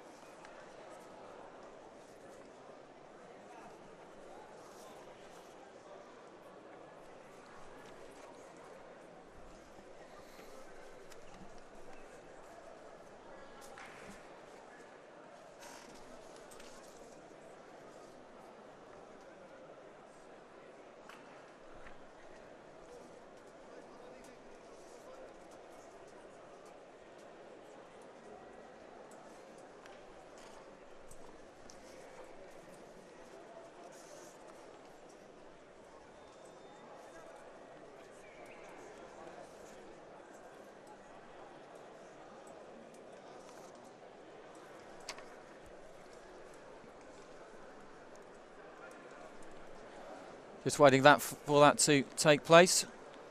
10 gold medals have been given out today. Incorrectly informed you a few moments ago that Russia had scooped 3 of them. They've taken 2, as of Cuba and England. The other 4 going to Uzbekistan, China, Ukraine and Armenia.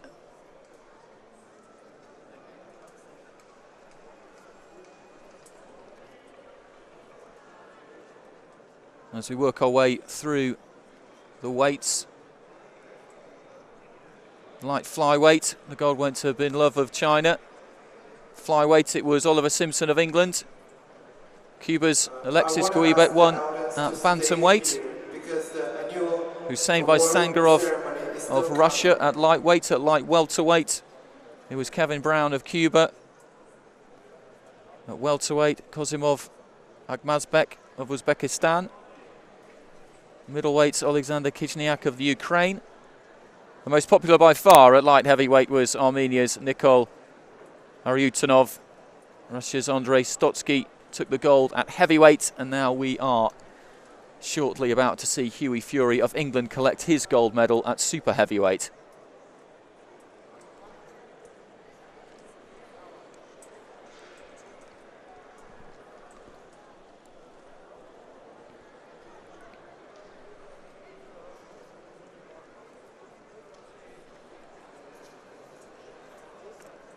Please welcome to the stage the award presenters of 91 plus kilo weight category. Dr. Chinko Wu, AIBA President and IOC Executive. And the 2 losing semi-finalists from yesterday are Florian Scholz of Germany, who withdrew from his bout with Narendra of India, and Narek Melkonyan of Armenia, who was beaten by the eventual winner.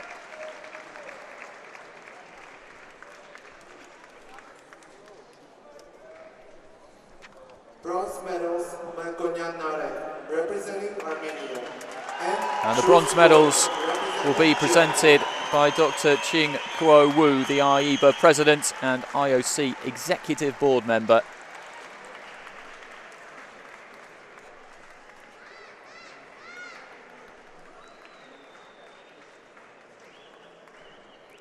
The diplomas being handed over by Gasparian Samvel, Deputy of President of Federation.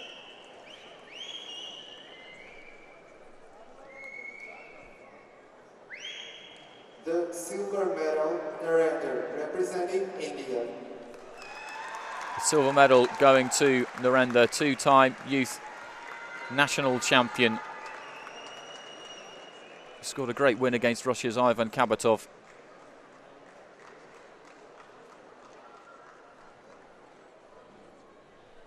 And the gold medal, Fury Youth, representing England. And the gold medal to Hughie Fury, British Youth Championship silver medalist. And now an AIBA Youth World Championship gold medalist. And shortly, for the second time after the success of Oliver Simpson earlier on, we shall hear the national anthem of England. Please stand up for the national anthem of England.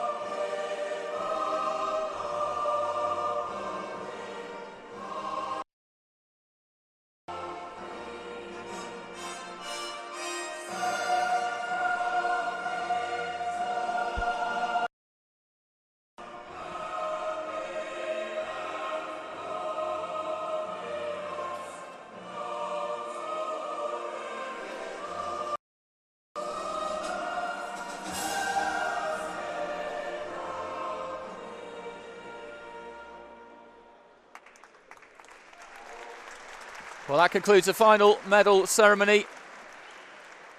The medalists remain on the podium to have their photographs taken with the AIBA president.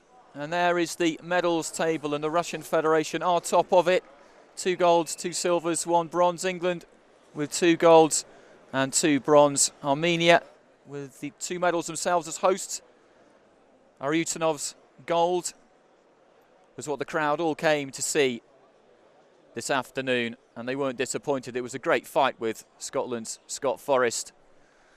And so after 9 days of grueling competition, 357 bouts involving over 360 boxers at 10 different weights from 70 different countries, it's all over from the Karen Demirchyan Sports Complex in Yerevan, Armenia. I'm Andy Clark. I hope you've enjoyed it. Join us again next time.